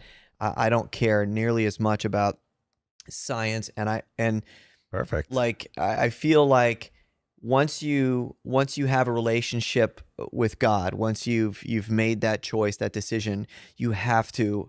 Part of your walk is, I believe, that this book is the inspired word of God. And that's what we have. That's what God gave us to live, to have as this blueprint for living life. So I care deeply about that. And I started to look at this. I also understand, like Chris and I were talking about this the other day, like there's language, in problems and stuff like that with English and Arabic and, like Hebrew and all that. But what I think about it is everything that I've seen, I admit, makes this kind of make sense to me. I think about, I was talking to some guy yesterday and he referred to the snow globe. And he went, if you think about it, really the snow globe, how it's designed, not the globe, but the snow globe. The snow globe is actually a half a globe in a way, because even though it might be round, you've got a base and you've got the pillars that the Bible says. Yep. How God kind of created the earth, the pillars, foundation. The pillars are set into the deep, and the deep becomes so dense. It's like these oil rigs that have these posts that don't go all the way to the bottom. They're just set in the deep. Yeah. And it's like the earth is set in the waters of the deep. Yeah, and the firmament. Yeah. How The far? firmament's the dome. The dome, right? How far away do you think the moon actually is? So nobody knows, because you can't touch it again. I know you think something. So I'm going to tell you what I think. I'm going to tell you what I think. But before I do, when we speculate about what's beyond the shoreline of Antarctica, we don't need to go beyond the shoreline of Antarctica or above, higher than we could reach, or just tell you what the things are in the sky to prove the earth is flat. We can prove that right here. We can see too far. We can see mountaintops that should be 40 miles, mountains that should be 40 miles below the curve. We can see them. We can see the surface of the water where there should be over 50 feet of curvature. We can see the surface of the water for miles and miles and miles beyond that. We can see on a frozen lake, we can see lights set up at different differences, and they all line up on the same level. And they should be 40 feet, 30 feet, 15 feet, 8 feet below a curve, but they all magically line up right at eye level somehow, magically. And they should all be hidden. So we can do mirror flashes and see things. There's a million proofs. But how far is the moon? Well, go out on a full moon or close to full moon, bright night, where there's some cumulus clouds in the sky, some small clouds, and notice that the moon only lights up the clouds that are right near it. How do you do that? Right? How do you do that? Throw cotton balls all over your floor and get a flashlight and hold it, to the ceiling. It's going to light them all up. How do you only light up some of them? You got to bring it close. Closer. You got to bring it close. That's interesting. I don't think the moon that we see is a physical object. I think we see for lack of a better word, a projection from within the firmament. I believe that the source of the sun and the source of the moon is in the firmament. Just like God said, he placed the sun and the moon in the firmament. And I say we're under the firmament. Right. So here's a question. When you put your milk in the refrigerator, you put it under the refrigerator or in the refrigerator? Well, you put it in. Okay. So if the firmament, It if the depends. sun, that depends on what's going on. So I believe that it's literally being projected into our own personal atmospheric dome or our azimuthal grid of vision. Again, on the app, go to the homeschooling section and go to the Schooling Globers to learn more about this stuff in depth. Wow. We could be here for a month and barely cover, what you want to cover. Right. Why can well, you the look moon, through it? I think, is a luminary because that's what God said. The I know, sun and the but moon I are know- luminaries. And he also in Genesis says that he gave us dominion over the land, the sea, the animals and things, but he did not give us dominion over the sun or the moon. Therefore, Yeah. we could not go to the moon and have dominion on it. He did not Are give you us that. saying right here on this show that we did not go to the moon? Of course, we didn't go to the moon. All right. Okay. All right. So when you look through a telescope, a really, really great telescope, it looks at the moon, it looks like it's some object. I mean, it looks like you're seeing rocks. You're seeing something. Look at what they call the craters. When you have a black sky or a blue sky or a gray sky and the moon is out during the day, those craters will be the same color as the background, kind of like you're almost seeing through it. There's been a shot where there's a crescent moon and you can see a star in the area of the moon that should be the moon, but we can see a star inside that crescent. If you look at many flags of the world, it's a crescent moon with a star in a point where you shouldn't be able to see it. Really? Yeah. Now, does that mean the moon is transparent? Does it? Trick question. I can't. I don't have It no could idea. mean that the star is in front of the moon. Oh, It okay. could. Right. Sure. It could. Yeah. I don't know. Yeah. But if you ask me where the moon is, I think the moon that we see is just miles away. Wait a minute. If the Wow, moon is just above the clouds, if we look at the crepuscular rays and we draw those triangles, that's going to put it right above the clouds. My plane flies higher than that. Well, when you fly up, it moves with you. Like when you're driving down the road as a kid and go, Mom, the moon is following us. And Yeah, no, yeah. it's not. Yes, it is. Uh-huh. It is following you because you're seeing a projection of it inside our reality. When we send balloons up to 120,000 feet, the sun is never over the balloon. It's always almost at the same level as the balloon. Wow. Kind of like it's the same height. And personally, I don't think we see the sun from that when the sun's, we have a balloon up. Let's say we have a balloon up at noon and it's at 120,000 feet. It's 20 miles. I look at that sun and then I look down at the earth and I'm like, I don't think they see the sun that far away. That distance seems too far. So if you ask me, I think it's less than 20 miles. But that's me. Okay, That's but me if The moon or the speculating. sun? Both. so if it's Okay. that Yeah, close to you, why can't you get that close to it? Like a rainbow. You can't get to it. Gotcha. Right. That makes sense. Now, here's the thing. I don't know, and I could totally be proven wrong on this, and I see the smirk on your face, but if you look at the light from the moon, how is the light in the clouds? How is the moon casting my shadow onto the ground? How can I read by moonlight when it's a dusty, dirty ball 250,000 miles away reflecting sunlight? If it's a dusty, dirty ball reflecting sunlight, that light would have to be so bright to reach us. If it was 1 lumen, if it was only 1 lumen when I'm looking at it, 1 lumen, a measure of light. Yeah. If I go halfway to the moon, the inverse square law of light, which you were never taught about, says that it has to be 4 lumens. It quadruples every time you have the distance. Mm-hmm. Did I lose you already? No. Okay. So if I go halfway again, it's 16 times as bright. Halfway again, it's 64 times as bright. And if I keep going until I'm 100 miles from the moon, it would be 60 times brighter than the sun. That's how bright it would need to be. You can't fathom what twice the brightness of the sun is because no one's ever seen anything that bright. But it would have to be that bright for us to see it at the brightness that we see it.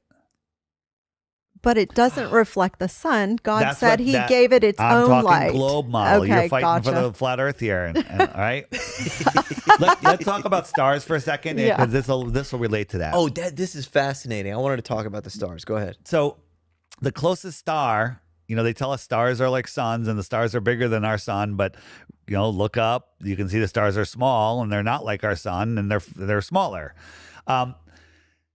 The closest star to the Earth is 4.5 light years away. So light travels for 4.5 years. That's 25 trillion miles. Do you know how long a trillion is? We went over this. Yeah. We So do. 25 trillion miles. So if you and I were in a spaceship traveling a mile per second, no one's ever gone that fast. In 1 trillion seconds, we've gone for 31,000 years. And we're 1/25th of the way to the closest star. We got to do that 24 more times. My dad jokes are going to get really Oh old. no. They're going to get really old on that trip. So wait, I got a faster ship. Elon hooking me up. I got a ship that goes 100,000 miles an hour. Can't even fathom that. Guess what? We cut our trip time down to 28,000 years. Okay? Right? Flying through an infinite space vacuum. And then we get there and we find out there's a bunch of dead dud planets. There's no life on those planets. We now got to go to another star, which is way farther than that distance was. So it's going to be really bad. And by the way, our space toilet is malfunctioning, so we're in trouble. Okay. So again, the distances to these stars. So the size and brightness, because as light travels away, every time you double the distance to a light, it's a quarter of the brightness.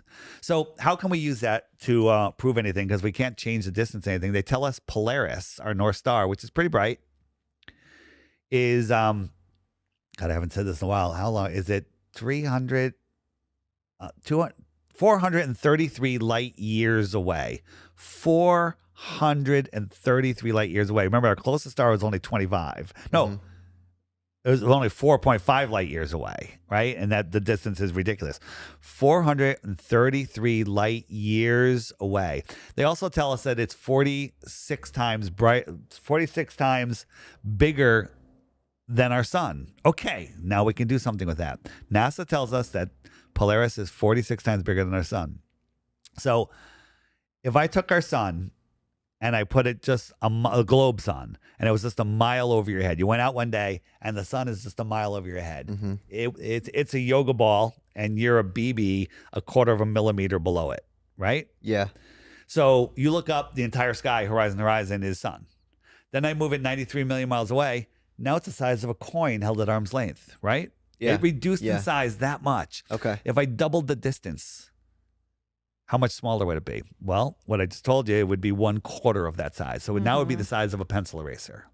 If I doubled it again, so it's 4 times farther, it would be pretty darn small. Yeah, if I tiny. doubled it again, it's a pinhead. It's a star at that point. That's 8 times farther. Well, they tell us the sun is 8 light minutes away. 8 times 8 is 64. We'll call it a light hour. Okay? At a light hour away, our sun is literally the size of a star. Forgetting the brightness issue, it's the size of a star.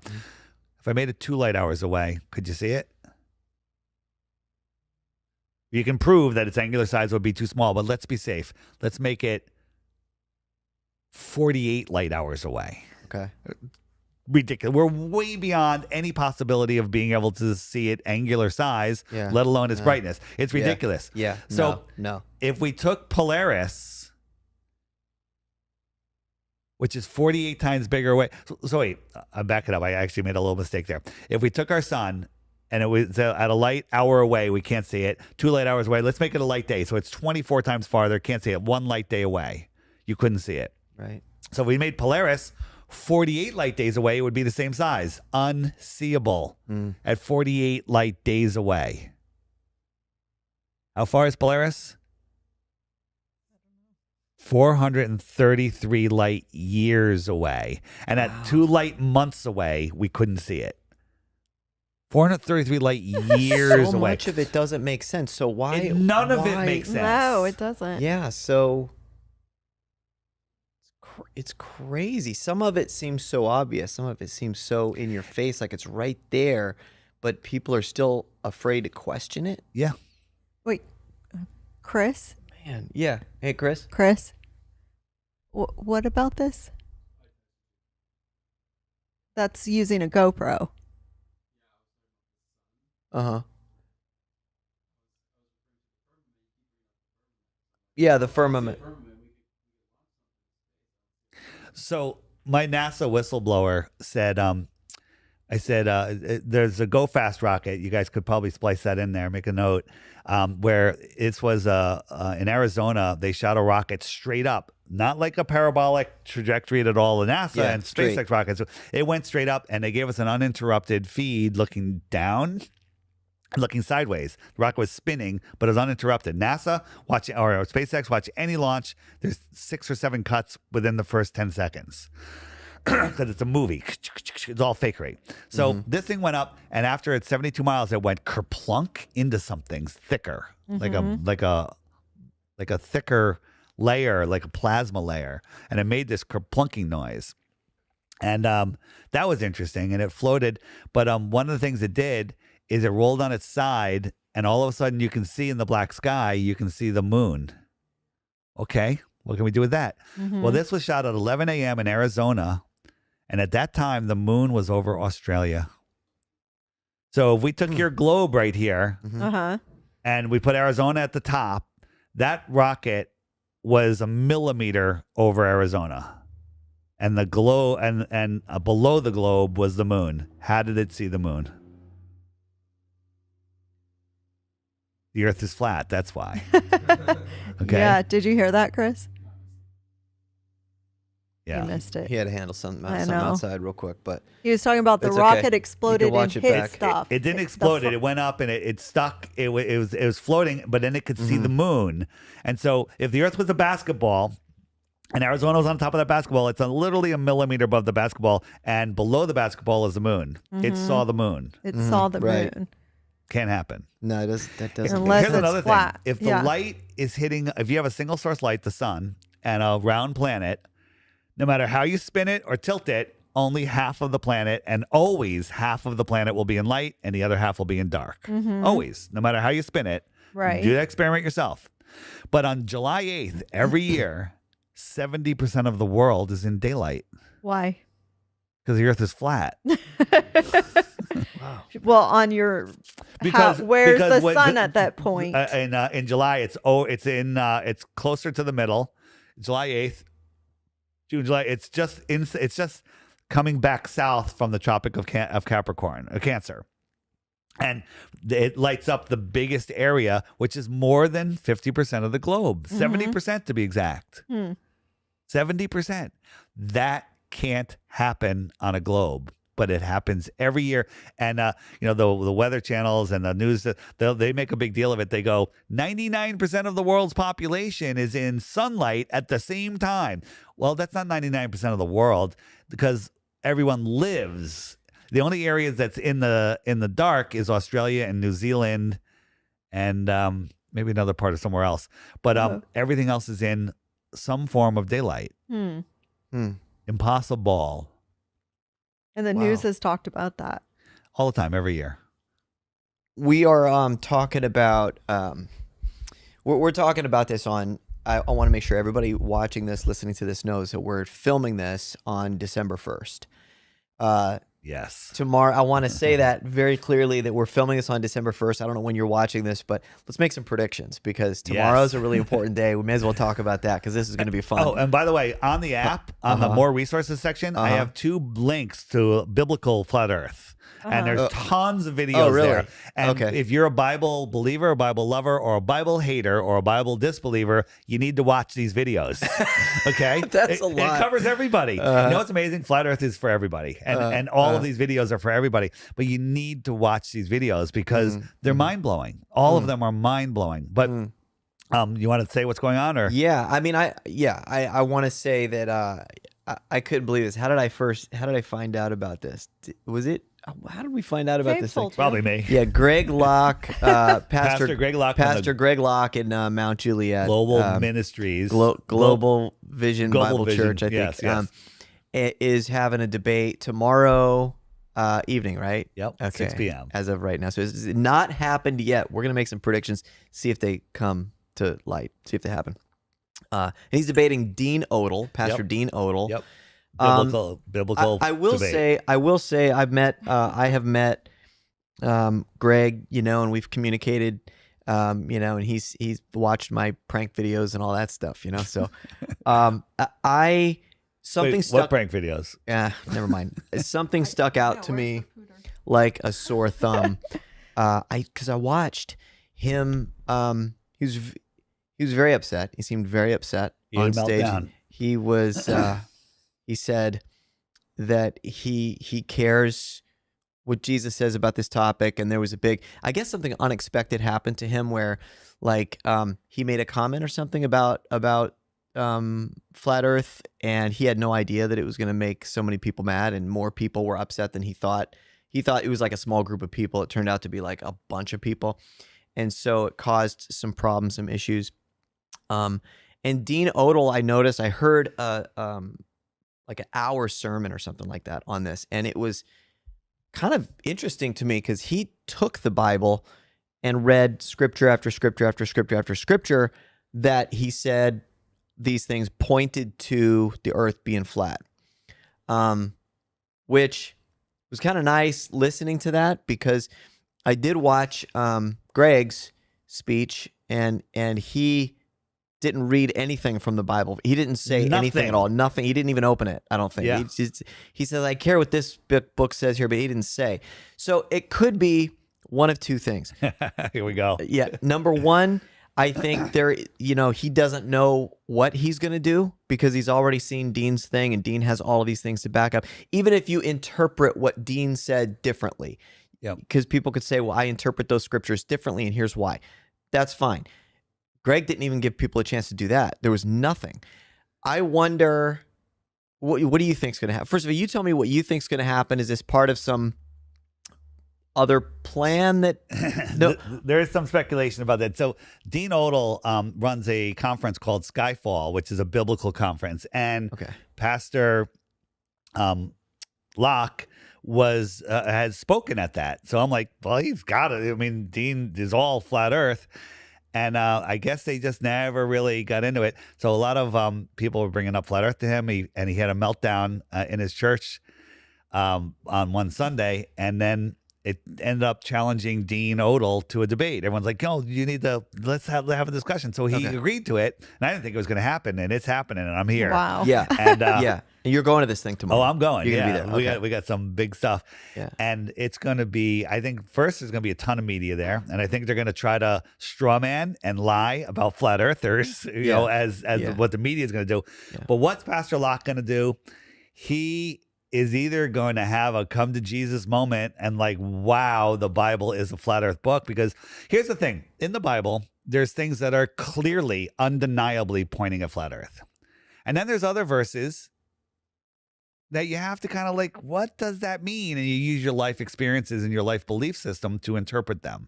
If you live on a globe in your mind, you're going to try to interpret them and make them fit your globe model. The globe model is very similar in some things where you can make that work. But if you're a flat earther, it's going to equally work that as well or better than the globe. All the time, every single verse. Page 1 of the Bible, God separated the waters from waters and created the firmament. Right? Every single verse. There's only one verse in the Bible that we can think of that he could use, and that would be Isaiah, where he said, God said, the circle of the earth.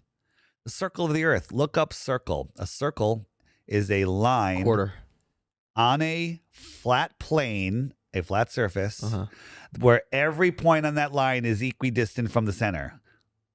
That's a circle. Yeah, that's different than a. That's not a sphere, right? And I showed you that toroidal field. We live in the circle, and we live on all of the land that God created. The land like a seal pressed into clay, right? And I think the Great Flood is when they let the pressure out, and the waters came up from the deep, flooded the world. Yeah, and then he repressurized it and pushed the water back out. Crazy. So here's a theory. What if, because you were talking about what a genius PR person he is. He could be. Okay, so what if Greg, his whole thing, what if he's already decided? What if he's already had the come to Jesus moment that you're talking about, but secretly, and he's just waiting for the media and press to be there so that then he's like, you know what? Because it's not above him. He would do something like that, right? I mean, he would apologize or. I pray that is the case.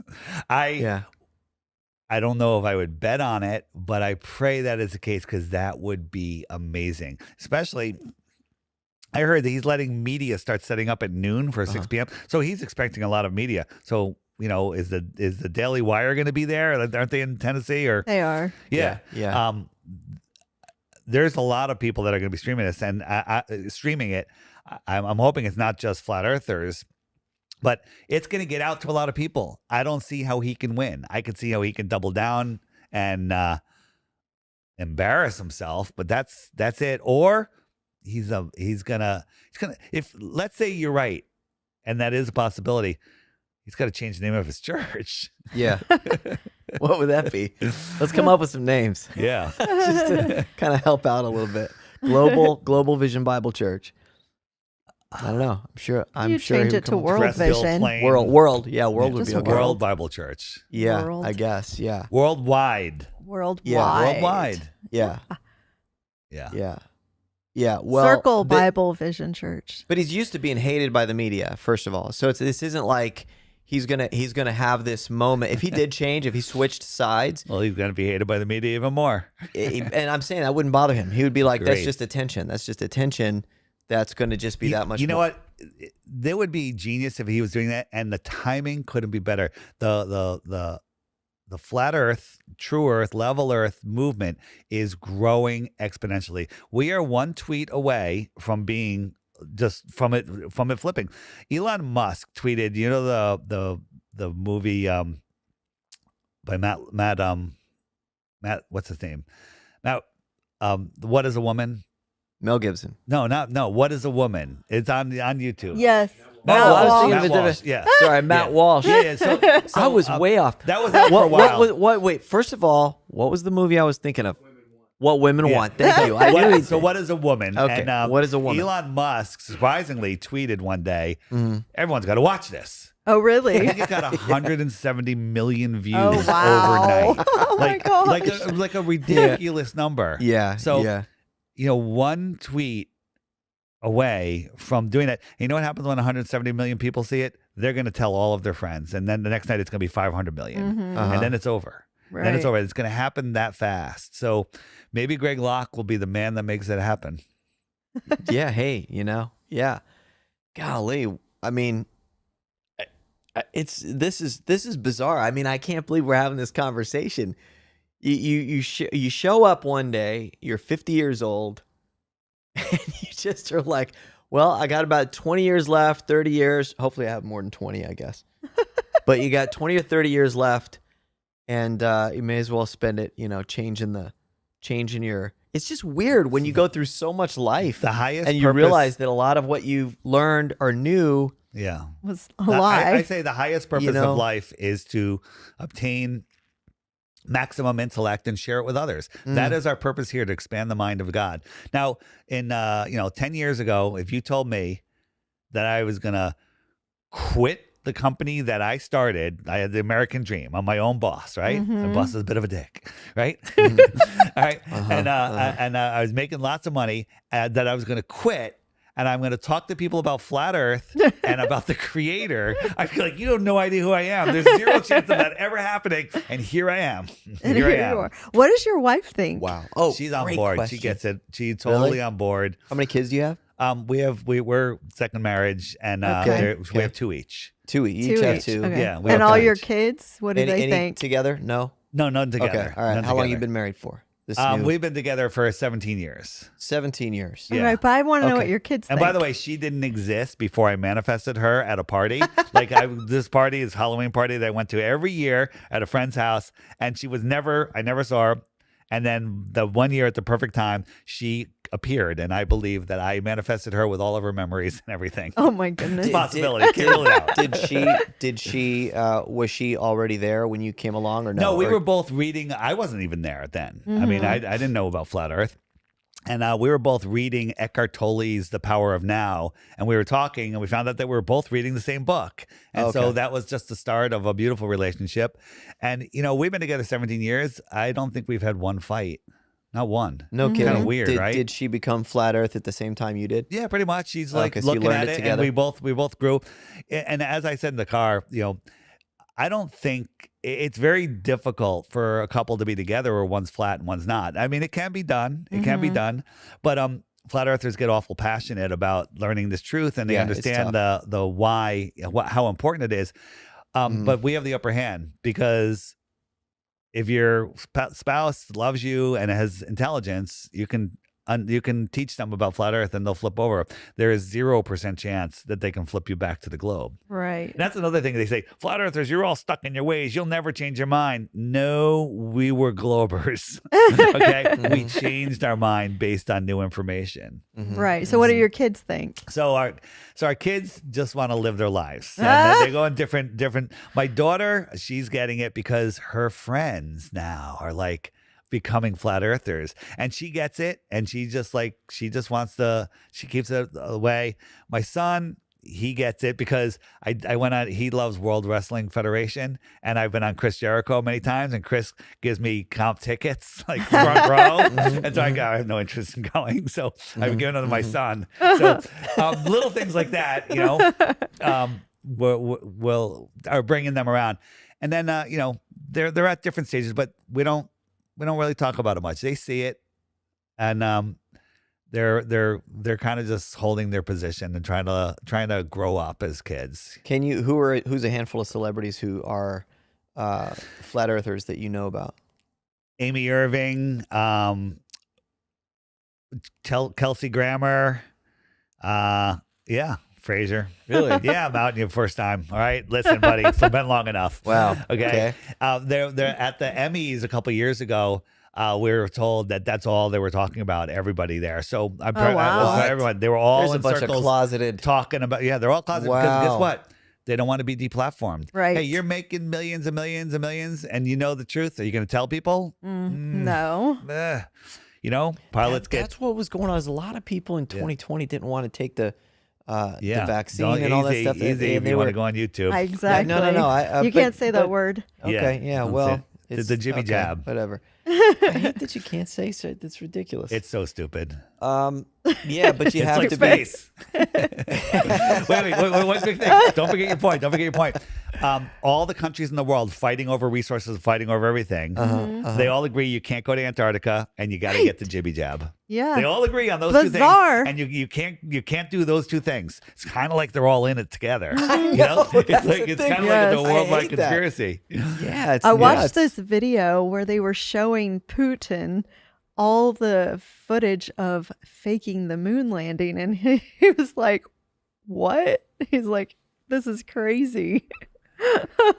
There's a lot of Yeah. fake stuff out there. You Yeah. know, Globers put out a lot of fake propaganda because they have to try to trick us into looking stupid. Like there's a video of Stanley Kubrick in a candid dark room interview saying that they filmed the moon landing and everything. It's not him, it's fake. And they spliced it with a lot of B-roll stuff from the movie where they fake going to Mars. Yeah, they hired somebody to play Stanley Kubrick in the movie or something. This was an actor but that played they him. put I this saw together with real footage and fake footage. Yeah. And flat earthers are spreading it around as truth, and then the Globers laugh at us. Oh that. yeah. See, that's what sucks, man. You're Yeah. trying to prove your point. Yeah. You're on board with everybody else. Yeah. And then we talk about that all the time. Republicans, Democrats, like everybody's guilty of that stuff. And then the rest of everybody looks stupid. You know, Yeah. because somebody lied about some video or took something out of context. Look and see what, Joe Biden said. Well, that's not hard. He does say some pretty goofy stuff, but you can almost pick anything. But but it's true. I mean, you can take something out of context, put it out there as truth, and that's what really sucks about it. I did it. I saw the Stanley Kubrick thing, and I was like, oh my gosh, look what he said. I can't believe it. Then I realized, oh, it's not even him. Yeah, And it stinks. There's a lot of stuff like that. Chris has a question going back go. to circumnavigation. Yeah. What do you think about people who have circumnavigated the Earth by plane, space travel, and by boat? Thanks for asking. That's my favorite question of all. Really? I can't wait. All right. So, and I'm going to have to give you a video to splice in here. Okay. So think of the flat Earth map, and at the center of the flat Earth is a magnetic north. And a lot of people say it's Mount Meru. It's a giant magnetic mountain. And there's actually, have you guys ever seen that vortex video of the north where it looks like there's this crazy vortex like going into the Earth? Yeah. And if you look at the wind patterns and the clouds, there's something sticking up through it. And it looks like the top of a mountain, and it's black, and they call it the Black Rock. Black Rock runs the world. Oh boy. Okay. Uh-huh. Yeah. So in this experiment, you can do yourself. Get a circle, get a piece of paper, draw a big circle on it, put a big neodymium magnet in the middle. Get a compass and put it on the table. The compass is going to point towards the north. Okay. It's going to point towards the magnet because that's the center of the flat Earth. South is away from the center. So that direction would be west. Now try to push that compass, whether it's a ship or an airplane, west. What's going to happen? That's not west. That's west. Because you have that needle always has to point towards the north. So you're just going to make a circle When you travel 270 west or 90 east, you're going to come right around, equidistant from the North Pole, and come right back to where you started from.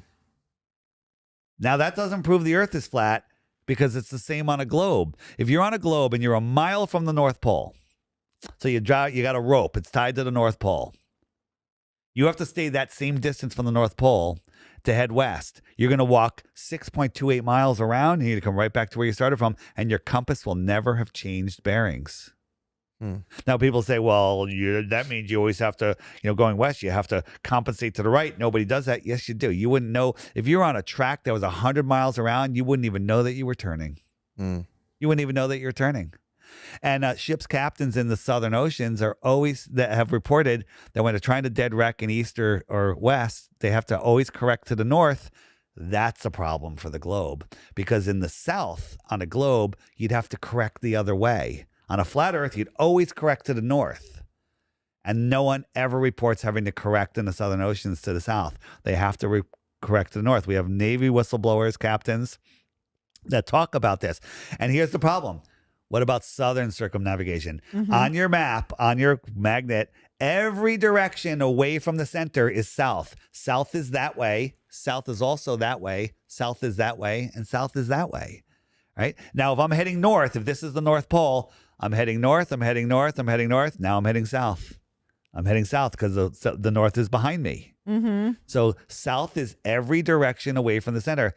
Guess how many people have circumnavigated south? We went over it before. 0.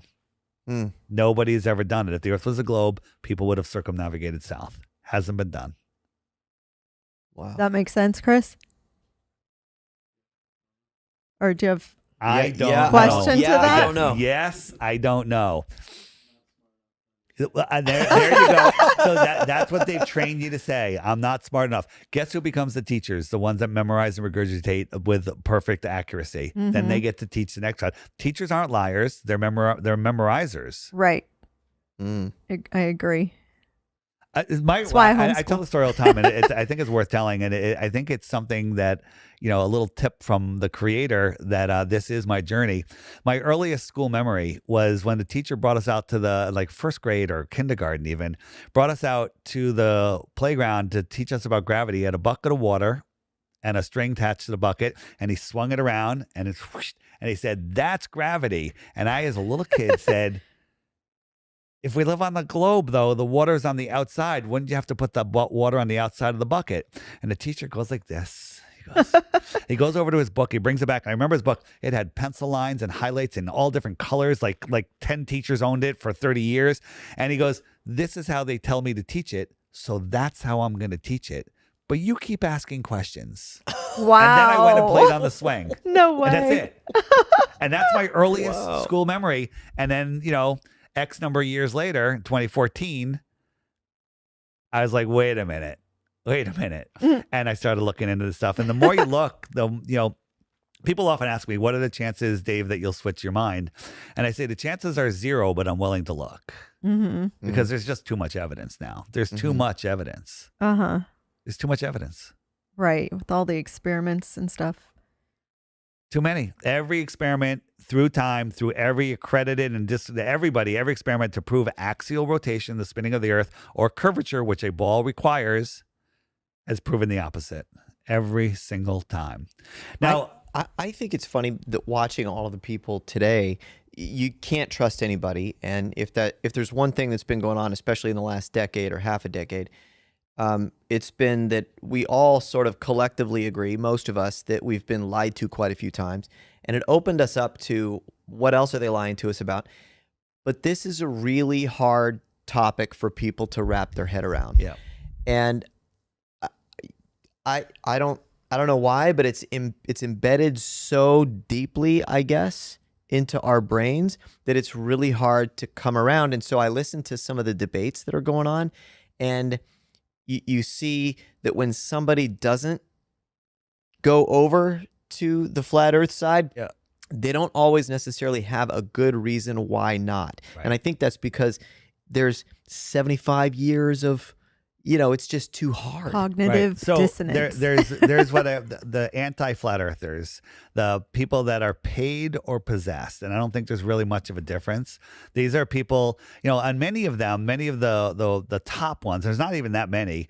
They all had serious crimes against them that they were in court for, and it looked like they were going to jail. And all of a sudden, their books were closed, and they showed up on the anti-flat Earth side. Like somehow, like they made some sort of deal that they would do this to avoid jail time. Interesting. And it's interesting. One of them was a doctor that was prescribing narcotics for sexual favors. Another guy had brutally beaten a woman, and he was going to jail. All of a sudden, the books are closed, and they appear right after that on the anti-flat Earth scene. Huh. Wow. Right? Imagine that. Imagine you got caught with a trunk full of cocaine. You're going to jail for the rest of your life. Your wife's going to lose the house. The kids are going to be homeless. And they say, or you can do this thing, and not only that, we'll pay off your house. We'll put your Right. kids through college, Wow, and that's creepy. and we'll give you this true. amount a month. You might do it.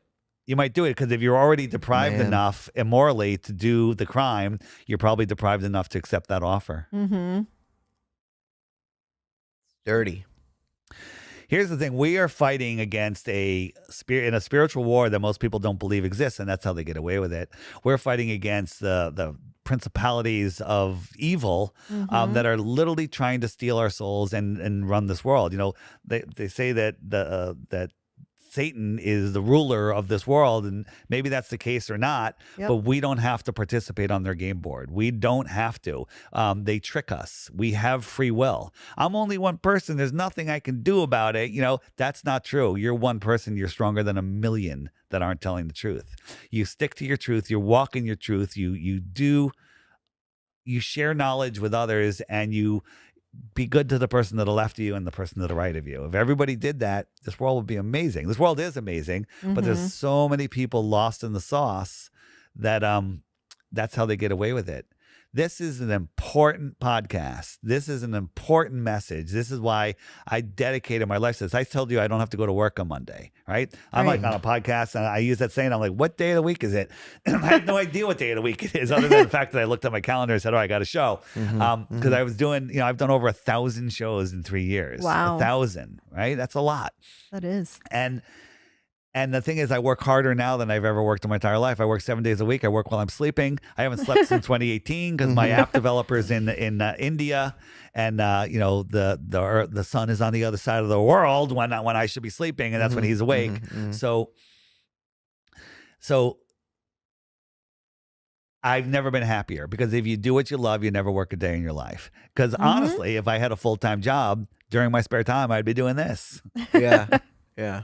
Well, I'm just fascinated Right. by all of this stuff, and thank you so much for coming and being willing to do this. I know how busy you are and stuff. I appreciate it. Maybe we do it again, and I can sit on the new couch when you have a new couch. Give me a call then. Yeah, no problem. I wasn't sure. If I'd be able to get you to come, because I see you on all these Zoom. Everyone Zoom says that. I'm interviews and just a stuff normal like that. guy. I'm just like everybody else. I just have the biggest mouth and a lot of motivation. So I'm doing my best to get people out. They say, you got to hear the same thing multiple times before it clicks. So I'm getting in your head multiple times. Okay, cool. Yeah. Chris, But do you have any don't other believe questions anything I that say. you're- Go anybody? verify everything. It says that in the Bible. Yeah. Right? Believe no man, verify everything. Yeah, no, I agree with you 100%. In fact, I'll say this. Growing up in church and stuff like that, I've been telling a lot of people this recently, but growing up in church, I came to the realization recently that I feel like a lot of what I know now as a Christian isn't because I researched it, but because I heard it taught to me from a man on a stage, a preacher, a pastor, or something like that. And every once in a while you hear a pastor say, "Don't believe it, read it for yourself," and I like that. Right. But I've been doing that a lot lately, and it's really true. That's how you're going to know the truth, is if you actually do some digging, think about it, critical thinking, and common sense. I like the common sense aspect to the way that you think. I like that a lot, because that's the way that man was kind of created, to have common sense, and we lost that, and now it's being dictated to us what to think. I forget which guy said. He said, give me a kid, for the first formative years of their life, and I'll own them forever. And basically, they didn't teach us how to think in school. They taught us how to memorize and what to think, Yeah. Yeah, not how to think. Yeah. And case in point, People make comments like, I'm not smart enough. Well, that's you saying that. Those words are powerful. And guess what? You're not going to be smart enough if you keep saying that, but you do have common sense, God-given common sense. 5-year-olds are smart enough to understand the earth isn't spinning, wobbling, rotating through a space vacuum, but they're told, hey, I know you don't believe this, but the tooth fairy is real, Santa Claus is real, and it's not flat like the water dictates. We're spinning. We're not stationary like every sense tells you. You're too small to feel that. I mean, literally, you're taking the kids' connection to reality away at an early age, and once you trick them where they live, you can trick them into anything. You could trick them that you need to put a piece of toxic plastic over your face to protect you from the boogeyman. Exactly. Yeah. Is So it okay true. to teach your kids about the tooth fairy? Do you think that's okay? No, it's not okay. Yeah, see, because I noticed what you were saying there. It's not okay. Yeah. Now So you're you're not not hey, you lost a tooth. Put it under your thing, and you know what? The mommy and daddy fairy will there'll be a gift there for you in the morning. Something. Make up Yeah. a better story. Yeah. There's a way better story. Santa Claus, same thing. Santa Claus just say, you know what? You've been a good kid this year. Let's share gifts with each other. I don't believe in giving gifts on Christmas. I love giving gifts all the time. That's a good way to end this. I like that. That's good. Thanks, right. man. Thanks. All right. Is that good? Yeah, that's great. Kiss my cat.